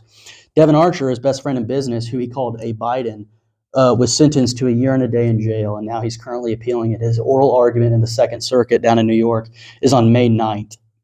I just shot a video outside of his $5 million townhome last week because he hasn't paid a cent of it. He has a $43 million restitution order, $15 million forfeiture order, hasn't paid $1 towards it. And we had a huge story at the U.S. Sun break on Monday showing that Devin Archer and another Biden crony, right here, Jeff Cooper, he lives 45 minutes away from me in Illinois. I live in a town called Effingham. He lives in Edwardsville. Obviously sent reports to his office and home. But he and Devin Archer are standing to make tens of millions of dollars from the largest country in Africa, Nigeria. Nigeria lost an arbitration award with a BVI domiciled shell company called Processes and Industrial Limited. And the award is the largest in human history, $11 billion for a failed gas deal. And they got it through arbitration, not even like a normal court. So what does this mean? You'll hear, if you search my name online, you'll think I'm just a terrible guy. I hate women, I hate blacks, I hate everybody, right? It's all ridiculous. I'm actually soft. But they'll say that I hate minorities. These guys are stiffing and fleecing the largest country in Africa. They're set to make a third of the foreign reserves of Nigeria. Nigeria has about 30 billion in foreign reserves. This is 11 billion of it. Tens of millions are going to go into the pockets of Devin Archer. And you know why he was brought on? He doesn't know anything about Nigerian oil industry, right? He doesn't even speak the language. He knows nothing. He was brought on to influence peddle because they brought this. If they fail to collect it, they already won the award. Nigeria is appealing it. If Nigeria wins the appeal, you know what they're going to do? They're going to put it into U.S. courts. And Joe's own Justice Department has already sided with PNID and submitted an amicus curiae. So that's why Devin was brought in, to basically connect them with upper brass in the legal and political spheres in America. So he's an insurance policy. Remember Peter Strzok and Lisa Page, the FBI lovers, their insurance policy? I wouldn't even call them lovers. They're feral dogs. But that's how I compared the Biden. It's like basically a pack of like hyenas. And when a group of hyenas gets a kill, everybody's just, that's what a foreign business deal is. And everybody gets their cut and they just sort of fight over it. So that's Jeffrey Cooper. There's Jeffrey Cooper and Joey. This is in the vice president's, this was in the Naval Observatory where the vice president lives. And guess who that is? At that time, that was the richest man on planet Earth, Carlos Slim, who at that time also was the largest share owner of the New York Times. So if you wonder why the New York Times is absolute slop, this guy owns more of it than any other human on earth. This guy, Miguel Alemán Magnani, is the grandson of the former president of Mexico. He's currently wanted. There's a red notice that was issued by Interpol for this guy. He's hiding out in France where his Miss Universe mother is from because he has a passport there, wanted on tens of millions of pesos in tax fraud. These are the people the U.S. president hangs out with. So this guy has an Interpol red notice. This guy is the son of one of the most corrupt politicians in the history of Mexico. And this guy was the world's then richest man. And this guy lived 45 minutes away from me in Edwardsville and was best friends with Beau Biden. That's why he's there. Guess what? Jeff Cooper made a fortune on asbestos litigation, right? Because everyone loves asbestos lawyers. Guess who was in the Senate blocking asbestos litigation reform? Joey B. At the very same time that Jeff Cooper was sending legal work to Beau Biden for asbestos litigation, Joe was blocking reform of that litigation in the Senate. You can't make it up. It's all there. We have the court documents showing Jeff Cooper and Beau Biden on the same cases. Aren't you worried about your life? No. It'll be so obvious if I get pinched. It'll be so obvious what happened that the PR wouldn't be worth it to them. I am worried about they're just trying to drown me out legally, take my house, take my that type of thing. And plus, I'm not a pansy. A lot of these people wouldn't risk anything. It's like the country's being lost. Rob and Betsy Walker, big Clinton cronies. This was the guy who is the majority share owner of a company called Metabiota. Doreen knows about this. They sell pandemic insurance. Hunter still owns a portion of Metabiota with Rob Walker. This guy lives on Country Club Lane in Arkansas. He will be subpoenaed. And this woman, his lovely wife, was the assistant to Jill Biden for years. And again, this is just Rob Walker and Hunter talking about getting $20,000 wire transfers from a Chinese oligarch, Ye Jingming. This was the subject of a Senate investigation. Here, I'll just read this footnote. Footnote 348. According to Delaware records, a company named Robinson Walker LLC was formed on February 28, 2008, located in D.C., received $6 million in wire transfers from the CEFC China Energy affiliated company, State Energy HK Limited. So right after Joey B leaves office, Rob Walker receives $6 million in wire transfers right after Joey B leaves office. Who does he send at least hundreds of thousands of dollars to? Hunter. And we have an email in February of 2017 saying Hunter. So his assistant, Joanne Mayer, sends Hunter funds needed by Friday important. You got Citadel tuition, life insurance. You need at least $16,682 by Friday. Hunter, can you do another 20 to my account, please? It's just a piggy bank. So the money's coming in from the Chi-Coms. It stops at Rob Walker. He's the first vessel in the American train. Anytime Hunter needs cash and liquidity for tuition, hookers, blow, it goes to Rob. So this is standard money laundering. Any 2-bit U.S. attorney will know that one of the practices is you put as many layers as possible between the original sender and the final recipient, and that's what Rob Walker is. He's the link in a money laundering chain, and we have literal emails proving it. Other people, other poor saps that don't know the U.S. president get 5-10 years for this stuff. This is wire fraud. Why? Because the reason why it's illegal is very simple. They were representing this foreign oligarch, who, by the way, hasn't been seen since March of 2018. He's either fish food at the bottom of the Yangtze River or he's in a prison in Beijing. But he was worth tens of billions of dollars, and he was the CEO of the Chinese Belt and Road Initiative company, CEFC, who wired Robinson the money. So if you're wondering, if you're out there and haven't seen this report yet, you're wondering, why did Garrett include pictures of like these Chi-Coms mixed in with the assistant? It's because I'm a visual guy, and if you read the report and just stare at it, you'll see, if you look at every exhibit, you'll see why we included these. So if you have a face to your name, you can remember it better. So what did we do? Here's the diagram. $6 million via State Energy HK Limited, controlled by Ye Jingming, to Robinson Walker LLC, to Hunter Biden. We have the literal money. This is, if you read a federal indictment, this is how it sounds, right? Now, I would say it's less pretty, less colors. And the purple, by the way, if you're wondering why we have purple, along with it being my favorite color, it just will get people's attention. If you see a purple dolphin, like, what the hell? It's sort of, it's a way to to stick in people's minds. Because again, we have no marketing budget really. Mel Monzak, this is the power of attorney for the U.S. Oh, sorry about that. This is Mel Monzak, the power of attorney for the U.S. president. This is literally the power of attorney agreement. Got this from Newcastle County in Delaware. They have been partners since Joe and Mel have known each other since the 60s. He's a very discreet, very smart attorney, a Jewish man from Rhode Island originally. He is behind all of these shell companies. Mel's law firm is the registered agent for everything Biden related. He was actually the manager of a shell company that came out in the Panama Papers, domiciled in the British Virgin Islands. So the Cook Islands, excuse me. So if you want to know, and by the way, he got fined by the FEC in 2008. He was the treasurer for Joe Biden's campaign. Totally corrupt. Nothing basically has been written about him. We were one of the first groups to even expose this guy because he's smart. He has good operational security. He doesn't put a lot of stuff in email. He doesn't want to be known by the press. The only thing about him really is that he got invited to a state dinner when Joey was the VP with the Chi-Coms. There's so few photos of him, we had to include his high school picture. Again, Joey acted like a prince. Normal things that you and I do, renewing our insurance, right, at State Farm or something. Joey didn't do that.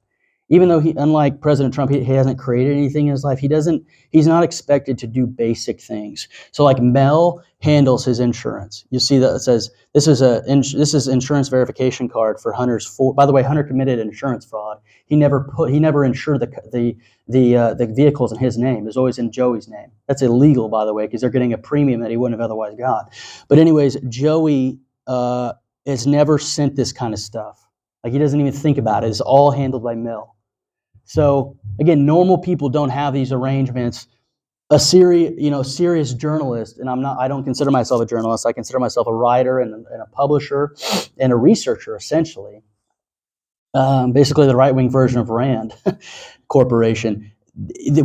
Serious journalists would be digging into this man, finding all of his affiliations. He's the agent for hundreds of shell companies, whose business, by the way, is all over the globe. Delaware is where you register your shell companies at. Or criminals do.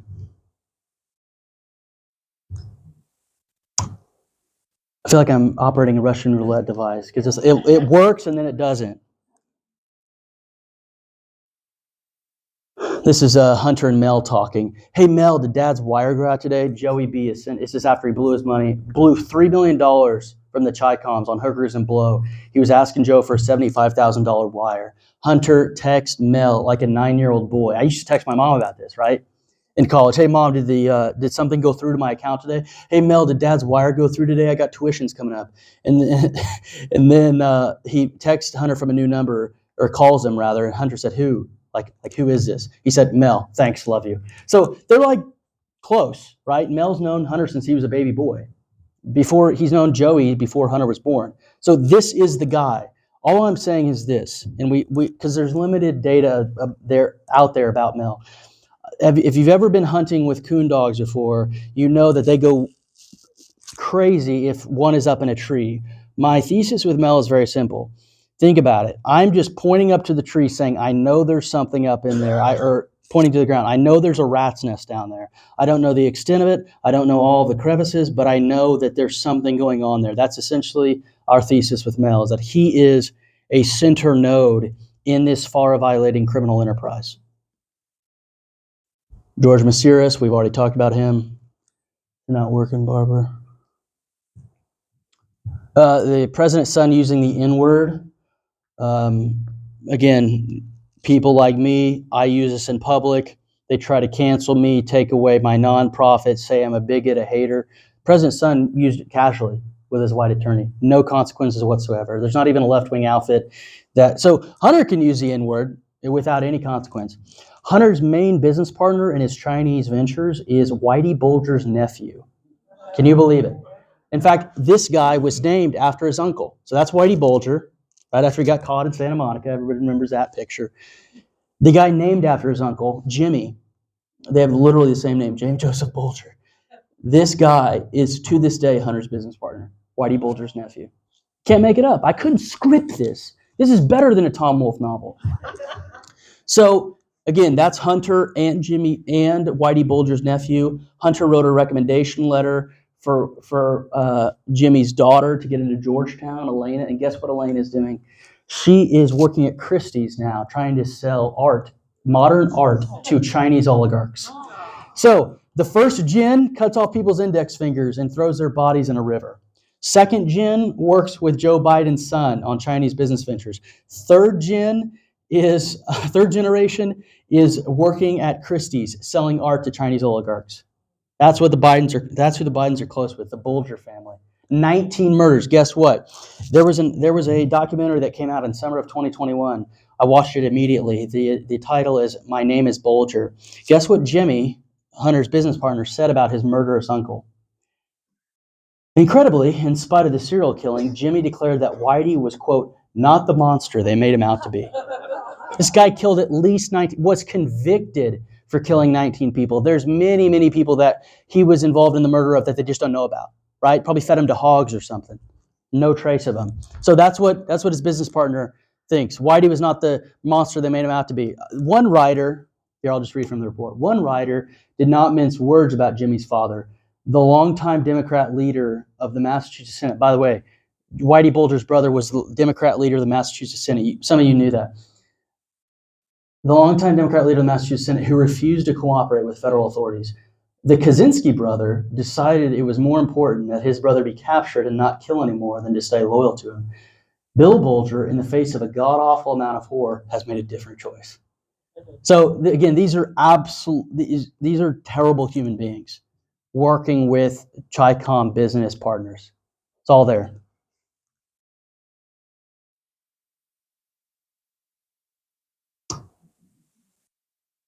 Bueller.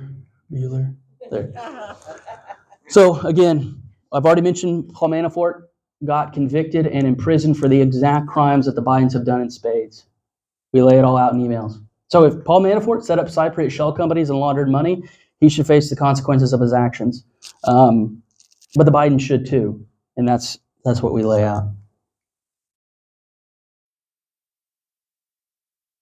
We were given this is actually the subject of a Hunter Biden's attorney this past Monday sent a letter to the Inspector General of the United States Treasury Department requesting a criminal investigation of me for supposedly violating bank secrecy laws, when in fact a whistleblower from within JP Morgan sent 5 suspicious activity reports and a subpoena, which is referenced right here, dated May 15th, 2019, to our tip line, to Marco Polo USA at protonmail.com, found at the bottom of our website. And so they're saying that I did what every other publisher does, which is receive confidential documents because a whistleblower, the person within JP Morgan, knew that there was a cover-up at play. So guess what? They're not wanting to talk about the contents of the subpoena or the contents of the SARS. They're saying that Garrett should be imprisoned because he got him, because I'm not approved by NBC, because I'm not approved by NBC, CBS, ABC, CNN. They think I'm not a legitimate publisher. It's all BS. So again, this subpoena proves that there was a slow walk and cover up at play. May 15th, 2019. So that means that right when Joey B announced for presidency in April of 2019, that they started the investigation, and because Joey B was running for president, they decided not to go any further with Hunter at the time. It's pure political interference. If any one of us was the subject of a grand jury investigation, it wouldn't, we don't have a dad that's running for president, so they would have proceeded, but not Hunter. They actually have whistleblowers within David Weiss's office saying that they paused issuing subpoenas and convening the grand jury because Joe was running for president. It's the definition of political interference, and Bill Barr approved that. This is the head of the investigation at the IRS. Don't worry, I'm not related to him.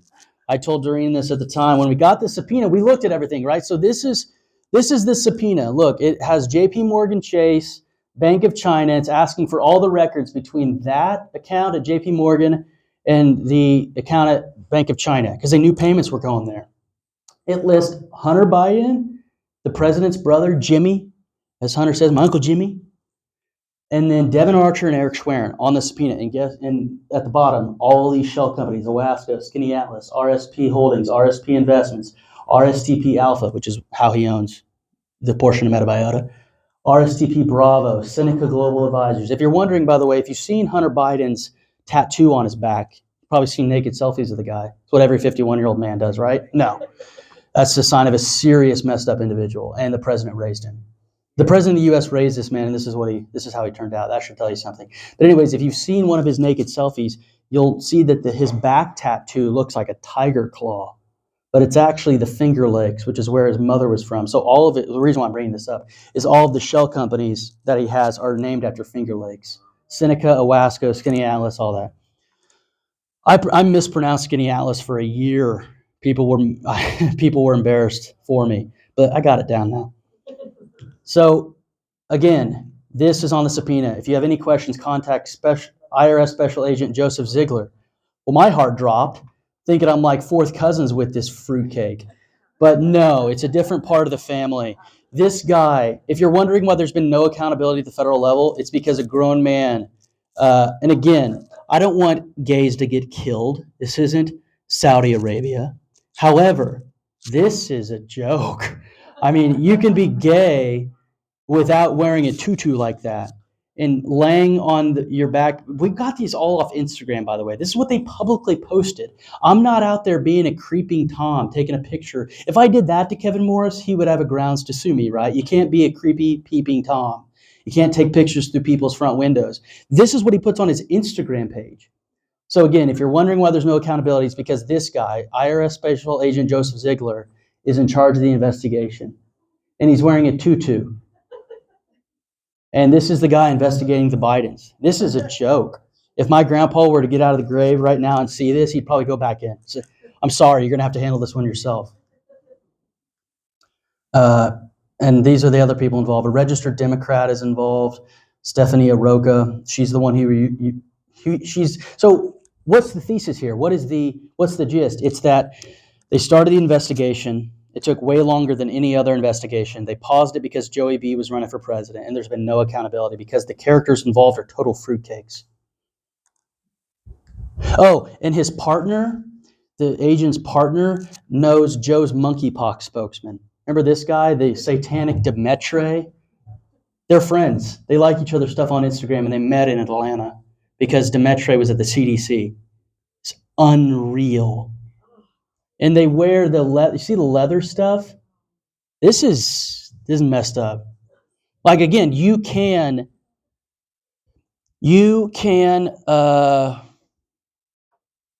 understand people who struggle with same-sex attraction, but you can't understand the leather stuff. You know what I mean? It's just weird. I'm being very, very diplomatic about this. So we transcribed the SARs that we were given from this JP Morgan insider, 93 wires totaling $2.4 million. The SAR is being filed to report wire activity involving parties linked to a politically exposed person.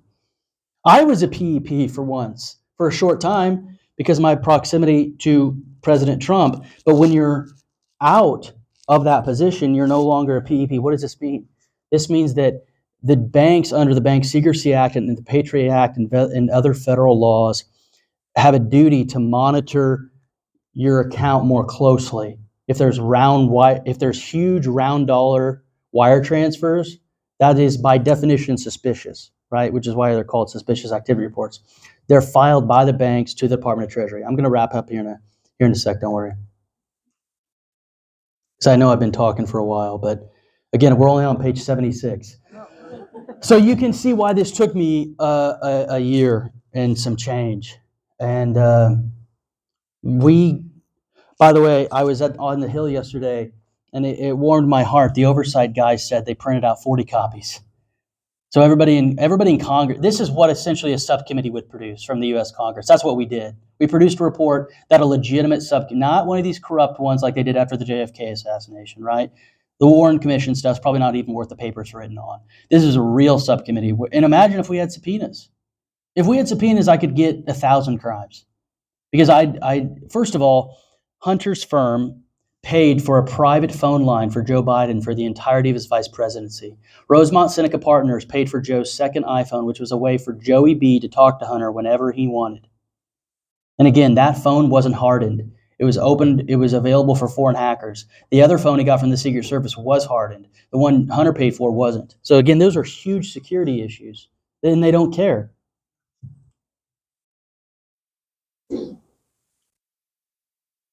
These are just SARs. We highlighted the figures and the numbers. Some of these are prostitutes. Like these are just confirming. These are SAR corroboration, a small sample. What does that mean? That means we looked at the materials in the SARs. We cross-referenced them with the material in the laptop.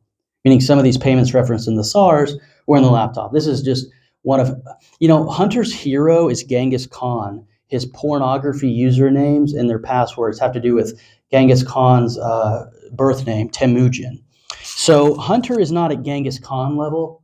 There are probably, I think there was a stat, it's like 20% of Asian males are related to Genghis Khan. But a conservative estimate is that Hunter Biden has had sex with at least 500 women. We're talking Wilt Chamberlain numbers here. This is just one of them. Why is this relevant? This is like Caligula stuff. Imagine Caligula's son left his laptop at a Roman repair shop.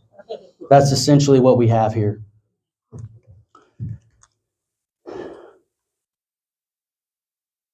I know this is graphic. That's why I'm going to be wrapping up here. Everything's covered with Marco Polo Purple or the cracked teeth. So again, this was on a SAR. We have freaking screenshots. We have text messages about the female in question. He committed at least 4 violations of human trafficking laws. Human trafficking laws are governed by, among others, a statute called the Mann Act. It's whenever you transport another human being across state lines for the purposes of prostitution. By definition, Hunter did that. We have the dang United Airlines ticket number. He flew her in from California for like 48 hours, and she was actually his employee at the time. Hunter actually was sleeping with 4 of the 5 women at his law firm at one time. Whoever knowingly entices any individual to travel in interstate or foreign. This is what R. Kelly just got in prison for. Ghislaine Maxwell was imprisoned under this statute as well. Hunter Biden living at the White House. And again, we just started the Chinese section, page 87. There's 120 or so pages just on China. So again, I'm going to wrap up here because it's exactly my time, under 2, and I want some discussion time if you have any comments or questions. But again, this is like a year in the making. It's being used by Congress now, but it's really what we tried to do is write a document for the history books, so people in future generations can figure out what exactly was on the device, who was involved, who the feds were that were involved in the cover-up. And so now I'm not going to go through it, but if you get a physical copy or go online and read it, you'll see that we take it methodically by country. So each country that Hunter represented as a foreign agent illegally goes through China, Romania, Kazakhstan, Libya, Mexico. And then after the business, and then there's felonies with Joe of tax evasion, using non-public information for financial gain. Hunter was CC'd on emails of call notes between Joe and the president of Ukraine, Petro Poroshenko, to his business email address. So there's no plausible deniability there. They love plausible deniability. That's what Tony Bobulinski, who helped with this report, said. That plausible deniability allows him to say that Joe wasn't directly involved. He knows the top level stuff, but he is not going to be criminally implicated because he doesn't know the specifics. This laptop crushes plausible deniability. It takes it right out at the knees. They have no plausible deniability. We know who is involved in which conversations, and also I'll end there because it starts on the countries, and I don't want to get started on China because I won't have time to finish it. So if you have any comments or questions, yell them out.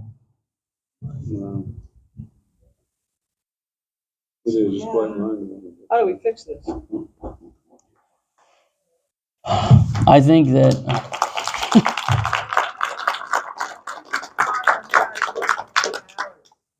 what'd you say? Thank you for all your hard work and long hours. Oh no, it's It's a dream to be able to do this. I think there's no, beyond the election fraud, there's no more important issue at the federal level than if your president's compromised by foreigners. So I don't think there's any better use of my time. Yes, sir. What do you think the chances are that we'll say our Congress can use some of this or will use some of it? What do you think the chances are? 100%. They already have. Why aren't we seeing results? Because at the federal level, the Congress can indict anybody, and number one, meaning they have to do it through a U.S. attorney who's controlled by Joey. And number two is, and this is what we're fixing and why I was in D.C. yesterday, they're going to be sending criminal referrals to state AGs. That's what they haven't done yet. Because if they send criminal referrals, like if they lay out the crime, the statute violated, who was involved, if they send it to Merrick Garland, it'll be in the trash. Absolutely. If they send it to the U.S. attorney in Delaware, they won't get a response. And so the thing that I'm pressuring them to do, and one thing that I can affect change on, is giving the AGs top cover. Because right now they're afraid that if they bring a charge, they're going to get, an investigation at the federal level. Like a Senate committee is going to start investigating a political prosecution of Hunter Biden. So I think that if they get the top cover, they shouldn't care about top cover. Meaning they shouldn't care whether the Congress tells them that they approve and you should do this. But these are politicians, and that's why I don't want to be in that world, and why I'm doing Marco Polo as opposed to being a political consultant or something, because I think it's gross. But I don't think there's going to be justice at the federal level, which goes to your question: how do you fix it? I think that the only way this problem gets solved is if Joey's out of office, or which, again, anybody who looks at the truth of the matter will agree that he doesn't need to be in office. That's not even a political statement. That is by definition a result of going through this laptop report. So I think getting Joe out of office, and then secondly, recognizing that it has to be fixed at a state level, because in my opinion, the state AGs are not as corrupt or compromised at the federal level. It doesn't mean there's not bad eggs, but it means that there's more turnover, and you don't have to deal with like DOJ deep state prosecutors stopping anything. Meaning the state AGs get to basically pick their entire staff, and I think it's much more nimble, we'll say. There's less steps you have to take to get a state indictment than a federal indictment. And those could start today.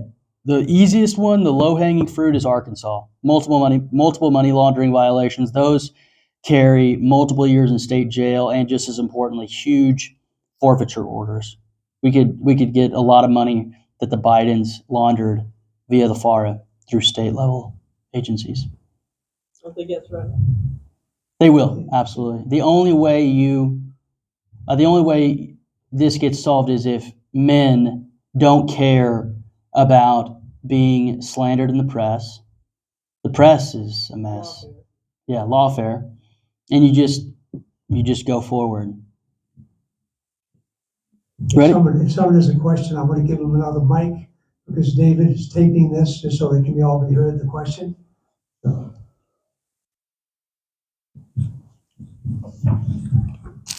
Hi, thanks again. You mentioned the Biden family and everything, but was there anything in this laptop to incriminate Obama and Hillary and people like that are in behind the scenes pulling strings, so to say? Yeah. But how much did you find on them? Is there more investigations headed that way? Very good question.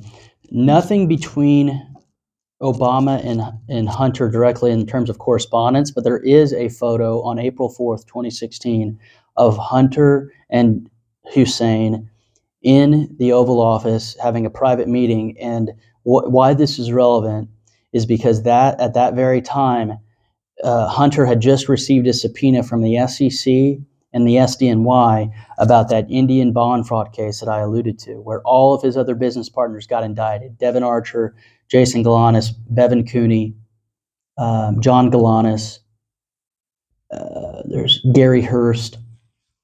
So and by the way, that meeting was unannounced. Hunter was there for like a Greek Independence Day celebration. So I think that meeting was Hunter discussing with Hussein, oh, do you know anything about this subpoena? I'm okay, right? There's nothing I should be worried about. Because it was totally off the books. It was contemporaneous. In fact, Hunter met with his attorneys earlier that day. If we go, the Indian bond fraud section's 15 pages in the dossier. If we went through that, you'd see that at like 10 a.m. he had a meeting with his attorneys, and at 4 p.m. he's at the White House. And right after the White House party, he's with Obama one-on-one, and there's a picture of it. And it's on the laptop, but it's not been publicly released. It will be released by the National Archives because it's an official photo. You can see, based on the quality of the resolution, the White House photographer, Pete Souza, took it. But it hasn't been released yet, other than the laptop. So that's one tangible connection to Hussein. We know that Hunter's ex-wife, Kathleen, and Michelle were best friends, worked out together every single morning. And we know that the staffers propping up Joey's regime are mostly all Obama people. Ron Klain's in the laptop. Susan Rice is alluded to in the laptop. Jake Sullivan also was an Obama appointee. Antony Blinken was, along with, being the national security advisor to Joey when he was VP, was an Obama appointee. Evan Ryan was an Obama appointee. You're hearing her name in the news. She's the wife of Antony Blinken. So, first of all, Obama hardly did anything over email because he was smart.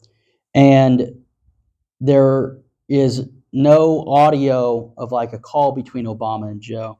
So I think Obama always has proxies, whereas Hunter, Obama's always doing things through 2 or 3 layers, be it Susan Rice and everything else. There's a little bit of there's making fun of the Clintons a little bit. Right when Joe was considering running for president in 2015, they were saying how Bill looks like shit and all this, which is true. Hunter was joking about like how emaciated Bill looked. There's this one picture online you can probably see in like 2012. He looks like a corpse. But they pumped him with some stuff, and he's more filled out now. But I think that the very quick answer is that the Clintons, and especially Obama, always work through proxies, and those people are not going to correspond directly with Hunter because they know Hunter is a drug addict and will maybe leak their comms with him.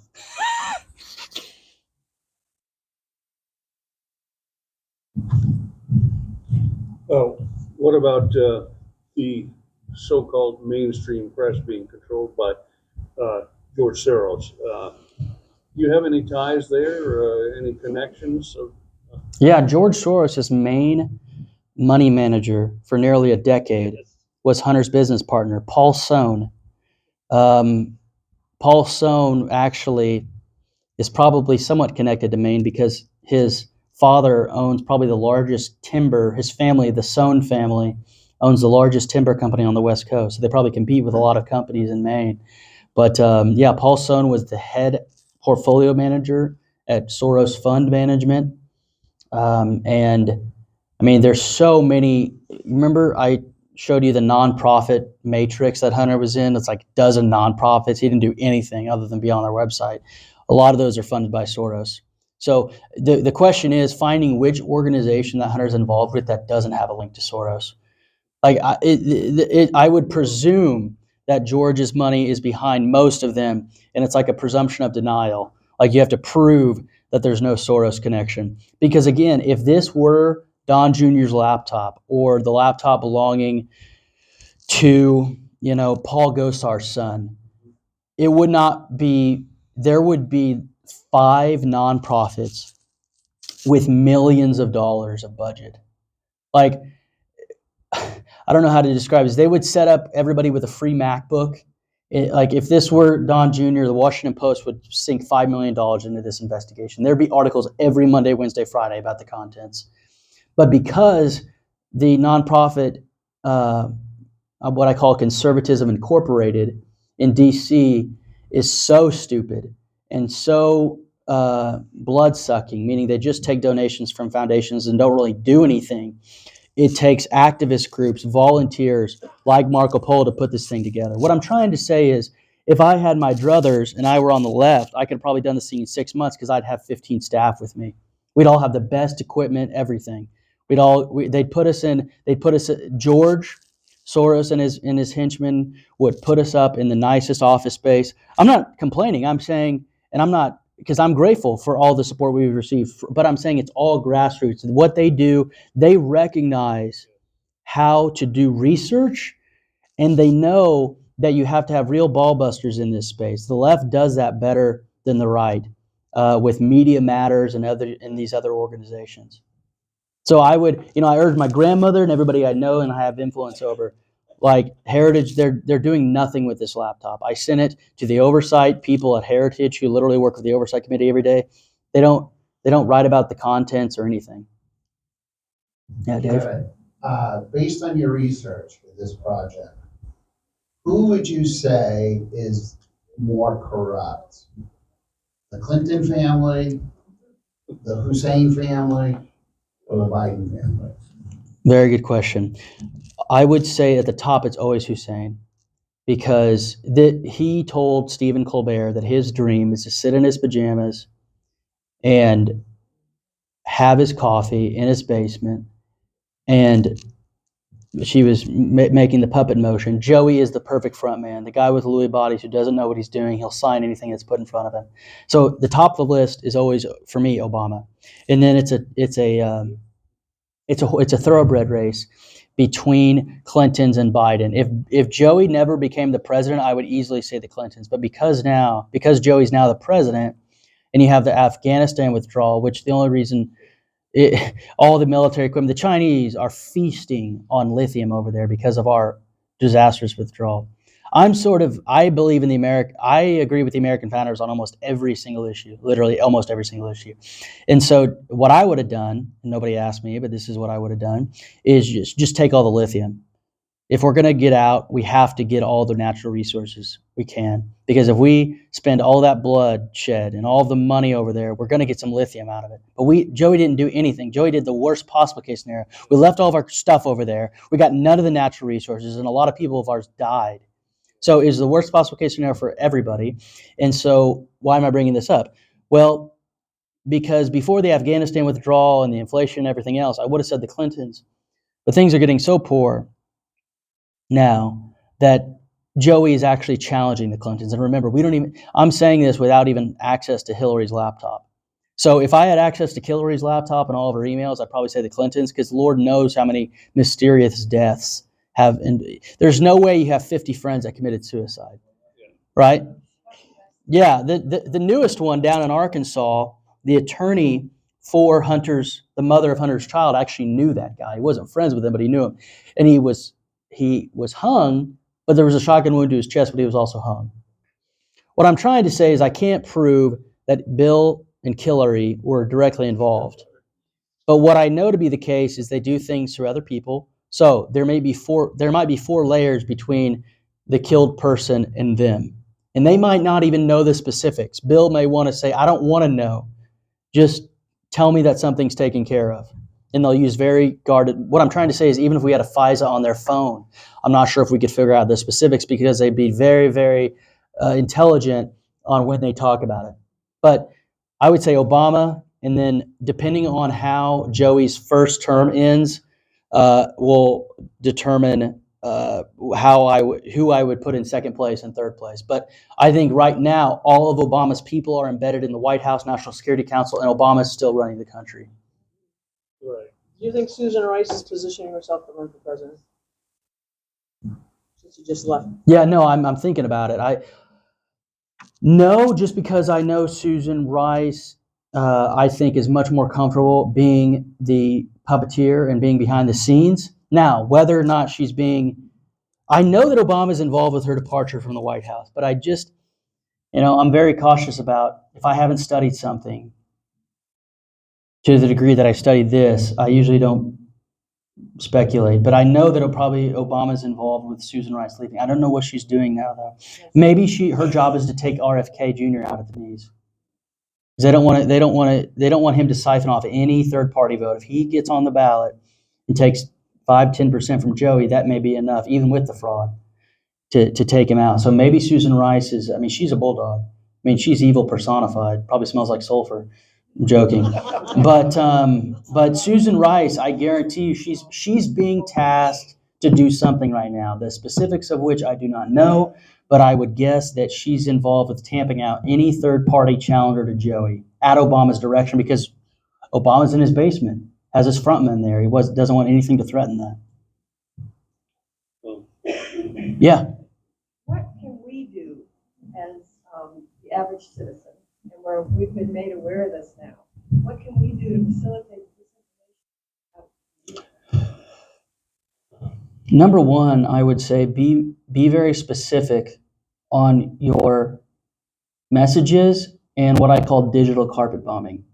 So, for instance, I always tell my mother that just posting it online has a very low ROI.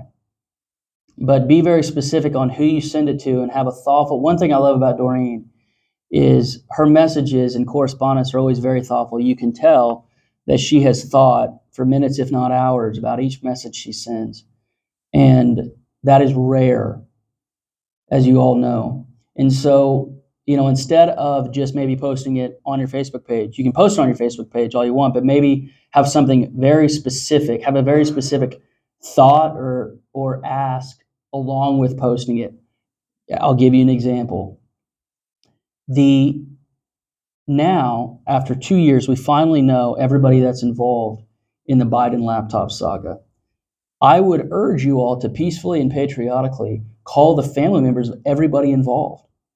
Don't let them just put their head in the sand and not know this.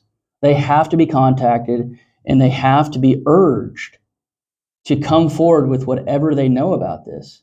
And so I like granularity. I like specific. So for instance, right now it's on the truck right now is being shipped from Jacksonville, Florida to Effingham, Illinois.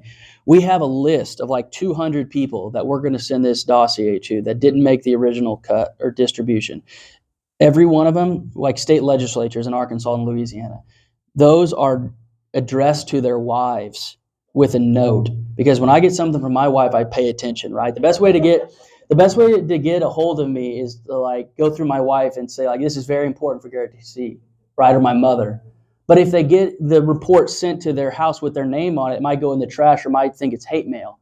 But nobody sends anything to their wives, hardly, right? So there's going to be a one-pager from me. I'm probably just going to change the dear so-and-so, saying this is extremely important that they look at this. And so what I'm trying to say is if you personalize the message and you're very particular, instead of just complaining about to the FBI tip line, say, no. I'm going to send this to every single family member of Tim Tebow. Every single one will know about this. They cannot ignore it. At the very least, they're all in conversation with one another saying, why the hell are we being contacted about this? And Tim Tebow is going to have to explain, even if he disagrees with you, the reason why all these people are being contacted. It's not harassment. We have it's literally in the First Amendment to air your grievances. It's not illegal, just like it's not illegal to make fun of Kevin Morris. In his world, in his coke-infused brain, it is illegal.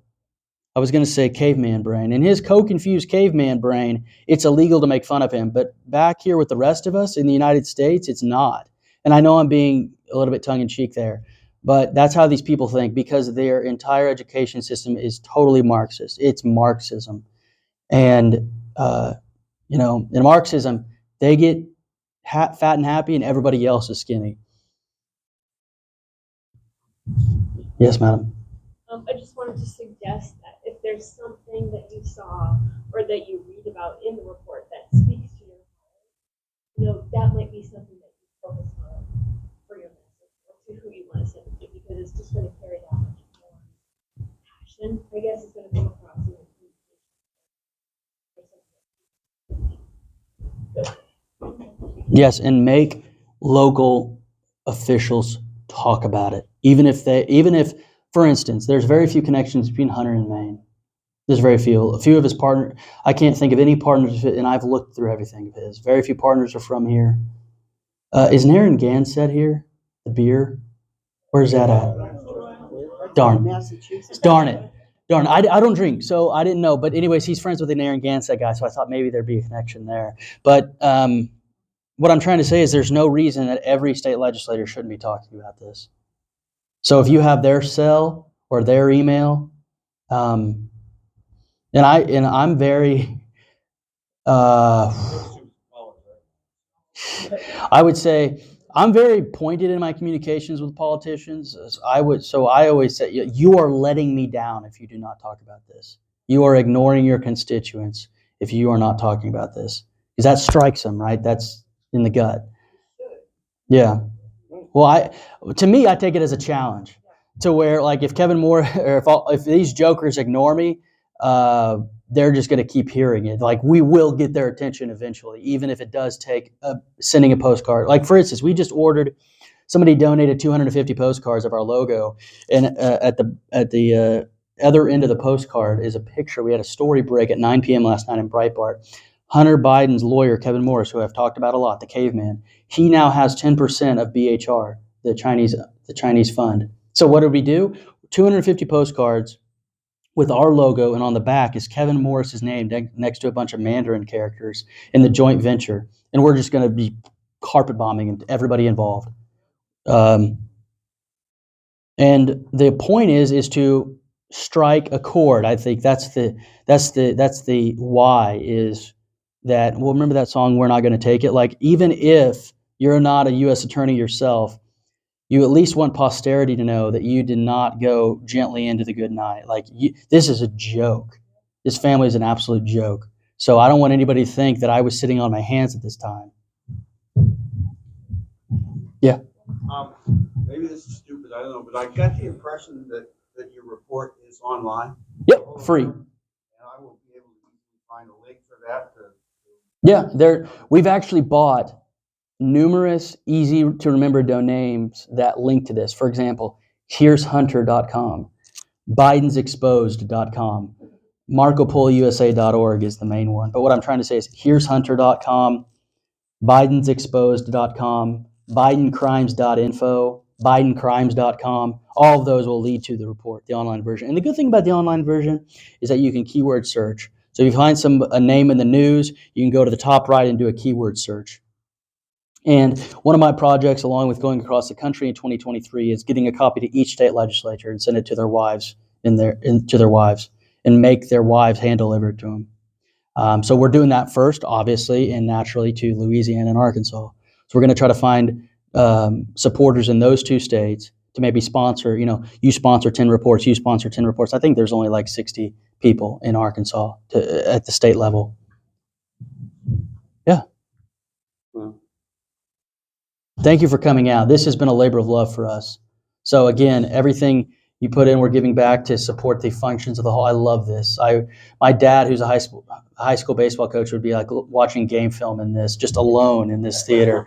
So again, everything you put, and if you want to support our nonprofit, go to marcopolusa.org. Thanks again for coming out on this beautiful day.